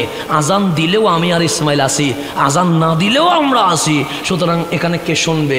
আল্লাহ বলে আজান তুমি দাও, ওই আজান আমি আলমে আরওয়া পর্যন্ত পৌঁছাইয়া দিয়ে দেব। খলিল আজান দিলেন। আমরা রুহের জগতে ছিলাম, আমরাও শুনেছি। কবরের জগতে যারা তারাও শুনেছে, দুনিয়ার জগতে যারা তারাও শুনেছে। আজকে আপনি মুসলমান হতে পারে নাই, হিন্দু হয়ে গেছে, হয়ে গেছে। নিজেরা প্রশ্ন করেন, পৃথিবীতে 800 কোটির উপরে মানুষ আছে, 600 কোটির উপরে বিধর্মী আছে, 200 কোটি কম বেশি মুসলমান আছে। আপনি চাইলে হিন্দু মুসলমান ইহুদি খ্রিস্টান নাস্তিক হইতে পারতেন না। আপনি হন নাই কেন? মুসলিম হইলেন কেন? একটা কারণে, খলিল যখন আজান দিয়েছিল তখন আলমে আরওয়াতে আপনি লাব্বাইক বলে ডাক দিয়েছেন বলে আপনি আমি দুনিয়াতে মুসলমান হিসেবে আজানে ডাক দিয়েছিলাম, আজান শেষ, আর কোনো কাজ আছে নাই। আল্লাহ তো বললেন বলে কাবার কাজও শেষ, আজান দেওয়া শেষ, চলে যায়। আল্লাহ বলে তারা পুরা কিসের? আল্লাহ আর কোনো কাজ আছে? আল্লাহ বলে আর কোনো কাজ নেই, তো বলা কাজ যেহেতু নাই চলে যায় না। আল্লাহ বলে স্যালারি দিবা না, আবার কাজ করে সুন্দর করে, আজকে শুধু স্যালারি না উইথ বোনাস সহ দিয়ে দিব। রমজানে মানুষ বোনাস দেখি দেয় না, দেয় কুরবানি ঈদে বোনাস দেখি দেয় না। তো আল্লাহর পরের কাজ করছে, আল্লাহকে শুধু স্যালারি দিবে সাথে বোনাস দিবে না? বোনাস দিবে তো। আল্লাহ বলে খলিল আমি আল্লাহ নগদে নগদে বাকিতে না, খলিল বলে পরে দিলেও চলবে। আল্লাহ বলে আমি বাকিতে কাজ করি না, নগদে দিব। কাবার বলায় আমি আল্লাহ তোমার একটা কাজ করি। খলিল বলে মালিক কি? সুলাইমানের মতো বাদশাহী দিব, বাতাসও তোমার কথা শুনবে, আসমানও তোমার কথা শুনবে, সমুদ্র তোমার কথা শুনবে, পুরা মাখলুকাত তোমার কথা শুনবে। যাও তোমাকে বিশ্ববাসীর প্রেসিডেন্ট বানাইয়া দিব। খলিল বলেন লা আমার প্রেসিডেন্টগিরির দরকার নাই। আল্লাহ বলেন তাহলে দুনিয়ার বাদশাহ যদি হতে না চাও জান্নাতের বাদশাহ দিয়ে দিই। খলিল বলেন লা লাগবে না। আল্লাহ বলে দুইটা অফার করেছি, হয় দুনিয়ার বাদশাহ নাও, হয় আখিরাতের বাদশাহ নাও। খলিল দুটোটা না করে দিয়েছে। আল্লাহ বলে তুমি নিবা না? বস আমাকে যদি কাবার বদলায় পুরস্কার দিতে মন চায় তাহলে আমাকে স্বাধীনতা দাও, আমি তোমার কাছে চেয়ে নেব। আল্লাহ বলে জান্নাতের বাদশা চেয়ে আবার দামি জিনিস কি আছে? দুনিয়ার একটা দেশের রাষ্ট্রপতি হওয়ার জন্য কত মারামারি হয়। রাষ্ট্রপতি বাদ দেন না, একটা এমপি কাউন্সিলর মেম্বার হওয়ার জন্য কত খুন খারাপি হয়ে যায়, হয় না? আজকে বাংলাদেশে মারামারি হচ্ছে কিসের কারণে? ক্ষমতার কারণে আর কি, রাজনীতি আর কি, অন্য কিছু আছে? অন্য কিছু আছে? এই যে রক্তে লাল হয়ে যাচ্ছে, মানুষের মধ্যে হানাহানি বাড়ি গেছে, হিংসা বাড়ি গেছে, মারামারি বাড়ি গেছে, সবগুলো রাজনীতির কুফল। কথা ঠিক না? বাড়ায় বাড়িতে মারামারি, সমাজে সমাজে মারামারি, এগুলো কিসের কারণে? সামান্য ক্ষমতার কারণে। তাও কি বিশ্বের ক্ষমতা না? একটা ইউনিয়নের মেম্বার হবে, একটা এলাকার কাউন্সিলর হবে, একটা আসনের এমপি হবে, এটা নিয়ে আমাদের মধ্যে রক্তপাত হচ্ছে। আর আল্লাহ বললেন খলিলুল্লাহ ইউনিয়ন নয়, আসন নয়, বিশ্ব জগতের বাদশা বানাইয়া দিয়ে দিব। খলিল বললেন লাগবে না। আল্লাহরে বললেন আমার একটু চাইতে দাও না মালিক। আল্লাহ বলে আমার খলিল যদি চাইতে চায় আমি আল্লাহর কোনো আপত্তি নাই। খলিল বলে দামি জিনিস চাইব, দিওয়ানি। আল্লাহ বলে যত বড় দামি জিনিস হবে হোক, আমার খলিল চাইতে দেরি, আমি মালিক দিতে দেরি করবো না। খলিল বললেন ইসমাইল মালিক বারবার অফার দিবে না, আজকে যে অফার জুটে গেছে এটা হয়তো ভবিষ্যতের নাও আসতে পারে, সুতরাং তুমি শুধু আমিন বলবা, যা চাওয়ার আমি চাইব। জবিহুল্লাহ বলছেন ঠিক আছে বাবা আমি শুধু আমিন বলবো, আপনি যেটা মন চায় সেটা চান। খলিল দুইটা হাত তুলে দিয়েছেন, মালিক দুনিয়ার বাদশাহী লাগবে না। আল্লাহ বলে আমি জানি আমার খলিল এটা চাইবে না। মালিক জান্নাতের সালতানাত লাগবে না। আল্লাহ বলে আমি জানি আমার খলিল এটা চাইবে না। বলো কি লাগবে? সে মালিক একটা জিনিস চাইবো, তোমার কাবার সামনে দাঁড়ায়া রব্বানা ওয়াবাস ফিহিম রাসূলা, আখেরি পয়গম্বর আহমদে মুজতবা মুহাম্মদে মুস্তাফা সাল্লাল্লাহু আলাইহি ওয়াসাল্লামকে খলিল আর ইসমাইলের বংশে দিয়ে দাও। আমার নবী লাগবে। আজকে আমরা বলি নবী লাগবে না, আপনার এই রাসূল না দেওয়া মানে কি নবী লাগবে না? আর কি না, ইয়া রাসূলুল্লাহ না বলা মানে কি নবী লাগবে না? আর কি ইয়া নবী সালাম আলাইকা না বলা মানে কি নবী লাগবে না? মিলাদুন নবী নিয়ে মাথা গরম হয়ে যাওয়া মানে কি নবী লাগবে না? নবীকে লাগবে না, আমরা বলি নবী লাগবে না। আর খলিল বলে কিচ্ছু লাগবে না, রহমতুল লিল আলামিনকে লাগবে। রব্বানা ওয়াবাস ফিহিম রাসূলা। এখন আমি আপনাদের এখানে হেঁটে আসছি, এখানে ফাতর আছে না নাই? আছে। এটার উপর আমি পা রাখছি, ফাতর কি দেবে গেছে? গর্ত হয়ে গেছে, আমার পায়ের চিহ্ন বসে গেছে। তাহলে পাথরের কাজ হচ্ছে শক্ত হওয়া, নরম হওয়া না। কিন্তু খলিলুল্লাহ যে পাথরে দাঁড়াইছে এটা না মকামে ইব্রাহিম, যারা দেখে আসছে ওনারা সাক্ষী, এখানে খলিলুল্লাহর কদম মোবারক ডাইরেক্ট দেবে গর্ত হয়ে গেছে। এখনো চিহ্ন আছে না নাই? আছে। যারা দেখছেন তারা দেখে আসছেন। আমি যদি মিথ্যা বলি আপনারা আঙ্গুল তুলবেন যে হুজুর আপনি মিথ্যা বলতেছেন। আমি যদি মিথ্যা বলি আপনারা বলবেন যে মিথ্যা বলতেছেন আপনি। পায়ের চিহ্ন দেবে গেছে কি দেবে যায় নাই? এখন আপনি জীবনে কোনোদিন জিজ্ঞেস করেন নাই খলিল যে হাজার লক্ষ পাথরের উপর পা রাখছে, কোনো পাথরে চিহ্ন বসে নাই, কিন্তু মাকাম ইব্রাহিমে পা পর্যন্ত দেবে গেছে কেন? পাথরকে জিজ্ঞেস করেন, এই মাকাম ইব্রাহিম, তোমার কাছ তো নরম না শক্ত হওয়া, তুমি দেবে গেলা কেন? পাথর বলবে, আমি শক্ত ছিলাম, খলিল আমার উপর দাঁড়ায়া কাবার কাজ করেছে, আমি কখনো নরম হই নাই। কিন্তু যেদিন খলিল দাঁড়ায়া আল্লাহর দরবারে বলছে, রব্বানা ওয়াবআস ফীহিম রাসূলা, কামলিওয়ালা নবীর নাম যখন নিয়েছে, আমি আদবে মোমের চেয়ে নরম হয়ে গেছে। নবীর নাম শুনে আমি আদবে কি হয়ে গেছে? খলিলের পা মোবারক কি হয়ে গেছে? দেবে গেছে। কারণ রসুল মানে তাজিম, রসুল মানে আদব। কামলিওয়ালার নাম শুনলে আদবান নরম হয়ে যেতে হয়। সেজন্য আমি পাথর কি হয়ে গেছি? নরম হয়ে গেছে, পাথরে পা বসে গেছে। আল্লাহ বললেন, খলিল, আমার হাবিবকে আমি ইয়াকুবের বংশে দিব না, আমার হাবিবকে আমি মুসার বংশে দিব না, আমার হাবিবকে আমি খলিলুল্লাহর বংশে কবুল করে ফেলেছি।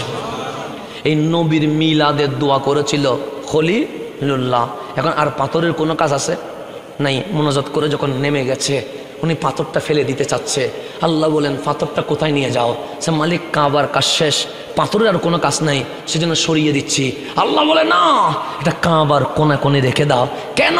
যে কিয়ামত পর্যন্ত বিশ্ববাসী দেখবে যে খলিলুল্লাহ খানায়ে কাবার সামনে এই পাথরে দাঁড়াইয়া হাবিবুল্লাহর মিলাদের দোয়া করেছিল। হাবিবুল্লাহর মিলাদের দোয়া করেছিল। আমি আয়াত পড়েছিলাম সেজন্য আপনাদেরকে বোঝানোর জন্য। আল্লাহ বলছেন, ইন্না আউওয়ালা বাইত উদিয়া লিন-নাস লাল্লাযী বিবাক্কা মুবারাকান ওয়া হুদাল লিল আলামিন। আল্লাহ বলে, মক্কায় একটা কাবা আছে, এটা আমি আল্লাহ বানিয়েছি, এখানে হেদায়েতও আছে, বরকতও আছে বিশ্ব জগতের জন্য। এরপর কাবার মধ্যে হাজর আসওয়াদ আছে না নাই? আছে। জমজম আছে না নাই?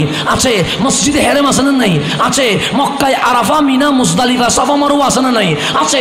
আল্লাহ এগুলোর আলোচনা করে নাই। কাবার কথা বলার পর বলছে, ফিহি আয়াতুম বাইয়িনাত মাকামু ইব্রাহিম।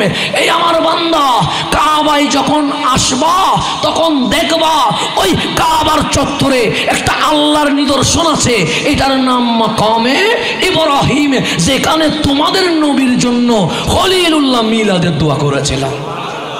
তাহলে কোরআনে মাকাম ইব্রাহিমের কথা আছে না নাই? আছে। ফিহি আয়াতুম বাইয়িনাত, এখানে আছে সুস্পষ্ট নিদর্শন। নাম কি? হাজর আসওয়াদ না, জমজম না, আরাফা না, আছে মাকামু ইব্রাহিম। এটার নাম কি? মাকামে ইব্রাহিম। এটা আয়াতে বাইয়িনাত। কেন? সে এই পাথরে তোমার হাবিবের মিলাদের দোয়া হয়েছিল। শের পরে আল্লাহ আরেকটা আয়াতে বলতেছেন, এই আমার হাবিবের উম্মত শোনো, এই যে মাকাম ইব্রাহিম আছে, ওয়াত্তাখিজু মিন মাকাম ইব্রাহিমা মুসাল্লা, এই মাকাম ইব্রাহিমকে তোমরা কি হিসেবে গ্রহণ করো? মুসাল্লা হিসেবে। সেজন্য যারা হজে যায়, উমরায় যায়, তাদের উপর ওয়াজিব মাকাম ইব্রাহিমকে সামনে নিয়ে 2 রাকাত শুকরানা নামাজ পড়া। এটা কিসের নামাজ ওয়াজিব করলেন? ওই যে নবী পাইছেন, নবী পায়া শুকরিয়া আদায় করা আমার মালিক আমাদের উপর ওয়াজিব করে দিয়েছে। তা আপনি তো মিলাদুন নবী বুঝিবেন না, কোনো মতে বইয়ে পাচ্ছেন না, কোরআনে পাচ্ছেন না, কোথাও পাচ্ছেন না। তো জীবনে কোনোদিন প্রশ্ন করেন নাই কেন যে কাবার সামনে নামাজ তো পড়েছি, কিন্তু এই পাথর মাকাম ইব্রাহিমের সামনে যে 2 রাকাত শুকরানা নামাজ পড়তে হয়, এটা কিসের নামাজ? আল্লাহ যে বলছে, ওয়াত্তাখিজু মিন মাকাম ইব্রাহিমা মুসাল্লা, মাকাম ইব্রাহিমকে যে মুসাল্লা বানাইতে বলছে কেন? ওই 2 রাকাত হচ্ছে আমার হাবিবকে যে আমরা পেয়েছি, মিলাদুন নবী যে হয়েছে, রসুল পেয়ে যে আমরা দামি হয়েছি, ওই দামি নিয়ামত পেয়ে আল্লাহ বলে মাকাম ইব্রাহিমকে সামনে নিয়ে নামাজের মাধ্যমে মালিকের শুকরিয়া আদাইতে ব্যস্ত হয়ে যাও। অনেকে বলবে মিলাদুন নবীর নামাজ কই? ওরে বলবেন, ওই মাকাম ইব্রাহিমের সামনে যে নামাজ, এটা ঈদে মিলাদুন নবীর নামাজ। এটা কিসের নামাজ? ঈদে মিলাদুন নবীর নামাজ। আল্লাহ যেন আমাদেরকে বোঝার তৌফিক নসিব করে। তো 12টা 12:30 বার হয়ে গেছে, আর কি বলতে? এখানে তো অনেক আলোচনা রয়ে গেছে। বাস কথা আমার শেষ, আর বেশিক্ষণ না, কথা আমার শেষ। মক্কা দামি না অদামি? আপনাদের এটা নিয়ে কোনো মারামারি আছে? এটা তো ফটিকছড়ি, কথা ঠিক না? যদি বলি ফটিকছড়ি নিবেন না মক্কা নিবেন, কোনটা নিবেন? মক্কাই নিবেন, ফটিকছড়ি নিবেন না কেন? ভালোবাসেন না? ভালোবাসেন না? বাসেন, কিন্তু ফটিকছড়ি নিবেন না কেন? মক্কা নিব কেন? ফটিকছড়ির চেয়েও দামি হচ্ছে মক্কা নগরী, কথা ঠিক? এখন যদি বলি মক্কা কেন দামি, বলবেন কাবার কারণে, মসজিদে হেরেমের কারণে, হাজরে আসওয়াদের কারণে, জমজমের কারণে, সফা মারওয়ার কারণে, আরাফা মিনা মুজদালিফার কারণে, এগুলোর কারণে তো মক্কা দামি। কথা ঠিক না? এটা নিয়ে আপনাদের কোনো মারামারি আছে? তো এখন আমরা যা কমেন্টস করার করে ফেলেছি, আল্লাহরে জিজ্ঞেস করে মালিক মক্কা দামি, আল্লাহ বলে বান্দা শুধু মক্কা বলিস না, বল মক্কাতুল মুকাররমা, সেজন্য আমরা মক্কা শরীফ বলি। আল্লাহ বলে যত জমিন আছে সমস্ত জমিনের চেয়ে মক্কা দামি। মওলা কেন? আল্লাহ বলে লা উকসিমু বিহাযাল বালাদ, হ্যাঁ মক্কা দামি, তবে আমি মক্কার কসম করি নাই কাবা আছে বলে, আরাফা আছে বলে, মিনা মুজদালিফা আছে বলে, সাফা মারওয়া আছে বলে, তো মওলা মক্কা দামি কেন? আল্লাহ বলে ওয়া আনতা হিল্লুম বিহাযাল বালাদ, হাবিব আপনার কসম, আপনি নবী যখন মা আমেনার ঘর থেকে আপনার কদম মক্কার জমিনে লাগিয়ে দিয়েছেন, মক্কা সবচেয়ে দামি হয়ে গেছে। নবীর কারণে মক্কা দামি, কোরআন বলতেছে, আমি বলি না, কে বলতেছে? বাস কথা শেষ। ইত্তেফাকাল উলামা, এখানে এটা নিয়ে কোনো মারামারি, আজকে যা বললাম কোনো দলাদলি ফাড়াফাড়ি করছি, ওই দল এটা বলে এই দলে এরকম বলছি, আজকে যা বলছি সবগুলো কোরআন থেকে বলছি। কথা ঠিক না? বাস আমি আমার সেই কোর্টে কিছু কথা বলছি, এটা আমি ওয়াফাদারি করতে হবে। গোলামের কাজ হচ্ছে ওয়াফাদারি করা, এটা আমার করতে হবে, কারণ নুন যার গাই গুণ তার গাইতে হবে। এটার বাইরে যাওয়ার কোনো সুযোগ?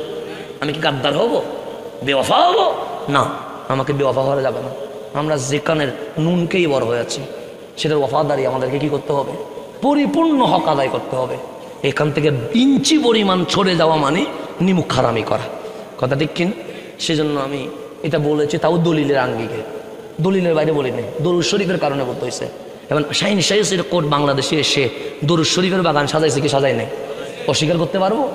অস্বীকার করতে পারবো না। সেজন্য আমি সবার পক্ষে কথা বলেছি, সবার পক্ষে কথা বলেছি। তা আমি কোনো দলাদলি গড়াগড়ি মারামারি এগুলোতে কিছু উৎসাহিত করছি আপনাদেরকে? আমি কি বলছি ওদেরকে মেরে ফাড়াই ফেলেন বলছি, কাউকে আঘাত করেন বলছি? বলি নাই। ইত্তেফাকাল উলামা, সবাই একমত হয়ে গেছে মক্কা দামি, সবচেয়ে দামি, সবার চেয়ে দামি, মদিনার জমিনের চেয়েও মক্কা দামি। ইত্তেফাকাল উলামা, মনে রাখেন, মদিনার চেয়েও মক্কা দামি। ইল্লা, তবে হ্যাঁ, নবীর রওজা মুবারক যেটা আছে, ওই রওজা মুবারকের শান এত বেশি মক্কার চেয়ে, আরাফার চেয়ে, মিনার চেয়ে, সাফা মারওয়ার চেয়ে, স্বয়ং কাবার চেয়ে, শুধু কাবা নয়, লৌহ কলম আরশের চেয়েও আমার নবীর রওজা কোটি গুণ দামি হয়ে গেছে। ইত্তেফাকাল উলামা, এটা নিয়ে আবার এটা ওই দল এই দল না, 1400 বছরের ইত্তেফাকাল উলামা, সবাই বলছে কাবার চেয়েও, লৌহ কলম আরশের চেয়েও নবীর রওজাকে। তো নবীজি যেখানে আরাম করেন সেটা যদি লৌহ কলম আরশের চেয়ে দামি হয়ে যায়, নবীটা হ্যাঁ, তাহলে কি জানি কি নিয়ে মারামারি করতেছেন? যেখানে নবী আরাম করতেছে ওই নুরানি জায়গাটা যদি কাবা লৌহ কলম আরশের চেয়ে কি হয়ে যায়, এটা নিয়ে কোনো গ্রুপিং না। ইত্তেফাকাল উলামা, তো নবীজির জিসিমে আত্মার যদি লেগে যায়, এই জমিনটা যদি কাবার চেয়ে দামি হয়ে যায়, লৌহ কলম আরশের চেয়ে দামি হয়ে যায়, আমার মাওলা হাবিবকে কি বানিয়েছে তা মাওলা ছাড়া আর কেউ জানে না। এটা মাওলা ছাড়া। তো ওই নবী পেয়ে খুশি হওয়া কি কোনো দোষের কিছু? আল্লাহ যেন আমার ভাইদেরকে বোঝার তৌফিক নসিব করে। আমরা কখনো বদদুয়া করব না, আমরা কখনো ক্ষতি চাইব না। আমার নবী তো ইহুদির লাশ দেখে কান্না করতেছে যে ইহুদি জাহান্নামে চলে যাচ্ছে, আর আমি নবী আছি, সে যদি কালিমাটা পড়তো আমি নবী তো তার জান্নাতি বানাইয়া দিতে পারতাম। আমরা তো ওই নবীর উম্মত, আমরা কি কারো খারাপ চাইতে পারি? সেজন্য আমরা বলি ভাই আমার, হিংসা, মারামারি, হানাহানি, বিদ্বেষ আমরা চাই। আপনার পথ আপনার, আমার পথ। যদি আপনার ভিতরে এটা আসে যে আমরা বুঝতে চাই, আসেন শান্তিপূর্ণভাবে কথা বলে, কথা বলার মধ্য দিয়েও অনেক কিছু সমাধান হতে পারে যদি মানার অভ্যাস থাকে। যদি কিসের অভ্যাস থাকে? আর যদি মানার অভ্যাস না থাকে, আপনার পথে আপনি হাঁটেন, আমার পথে আমি হাঁটছি, আর কোনো জামিলা আছে? জামিলা নেই। আল্লাহ যেন সবাইকে বোঝার তৌফিক নসিব করে। আমরা কখনো এমপি হওয়ার স্বাদ দেখি না, আমরা মন্ত্রী হওয়ার স্বাদ দেখি না, আমরা শুধু এতটুকু স্বপ্ন দেখি শাহজালালের বাংলায় সংসদেও ইয়া রাসূলুল্লাহ স্লোগান উঠুক। আমি কি কখনো বলছি এমপি ইলেকশন করবো বলছি? এই স্বাদ আমাদের নাই, আমাদের দেশ দখল করার স্বাদ আমাদের নাই। আমাদের একটা স্বপ্ন আছে, এই জমিনটা শাহজালালের, এই জমিনটা শাহপরানের, এই জমিনটা 360 বার আউলিয়ার আশিকের রসুলদের জমিন। এই জমিনের সংসদে আমার নবীর স্লোগান হক, এটা আমাদের প্রত্যাশা থাকতেই পারে। কথা ঠিক না? বাস কোনো এক আল্লাহর বান্দা যদি ইয়া রাসূলুল্লাহ বলে আমরা রাজি হয়ে যাবো, শেষ। বাস রব্বুল আলামিন সবাইকে কবুল করে। আমার কথায় কোনো কষ্ট পাইছে না? কোনো কষ্ট দিতে আসি নাই, ভালোবাসা দিতে এসেছে। রব্বে করিম সবাইকে কবুল করুক। যেই দল করেন করেন, অসুবিধা নেই। আওয়ামী লীগ করলেও কিছু বলবো না, বিএনপি করলেও কিছু বলবো না, জাতীয় পার্টি করলেও কিছু বলবো না। আমিও একটা দল করি, ছাত্র সেনাটা একটা আছে কোনো মতে, এটা কোনোদিন যাবে কিনা আল্লাহ জানে। তারপরে সবাই মিলে যে দলই করেন কোনো সমস্যা নেই, কিন্তু আপনি যেই দলেই করেন আপনার 1 নম্বরে থাকবে আমার নবী। বাস অসুবিধা নেই। আপনি আওয়ামী লীগ করেন কোনো সমস্যা নেই, বিএনপি করেন করেন, আপনার অধিকার আছে রাজনীতি করার, জাতীয় পার্টি করেন করেন, অসুবিধা নেই। যেই দলেই করেন সমস্যা নাই, আপনার আমার সাথে কোনো বিরোধ নাই। তবে যদি আপনি বলেন আমি মুসলমান, আমি হাবিবুল্লাহর উম্মত, আমি আল্লাহর বান্দা, আপনার দলটা আপনি 2 নম্বরে নিয়ে যান, 1 নম্বরে আমার নবীকে নিয়ে আসেন। এই দাবিটা তো আমরা করতে পারি, কথা ঠিক না? দল করেন সমস্যা নেই, যে দলে করেন কোনো সমস্যা নেই, কিন্তু 1 নম্বরে কাকে রাখবেন? আমার নবীকে। বাস আর কোনো ঝামেলা নেই। আল্লাহ তাবারক ওয়া তাআলা সবাইকে কবুল করুন।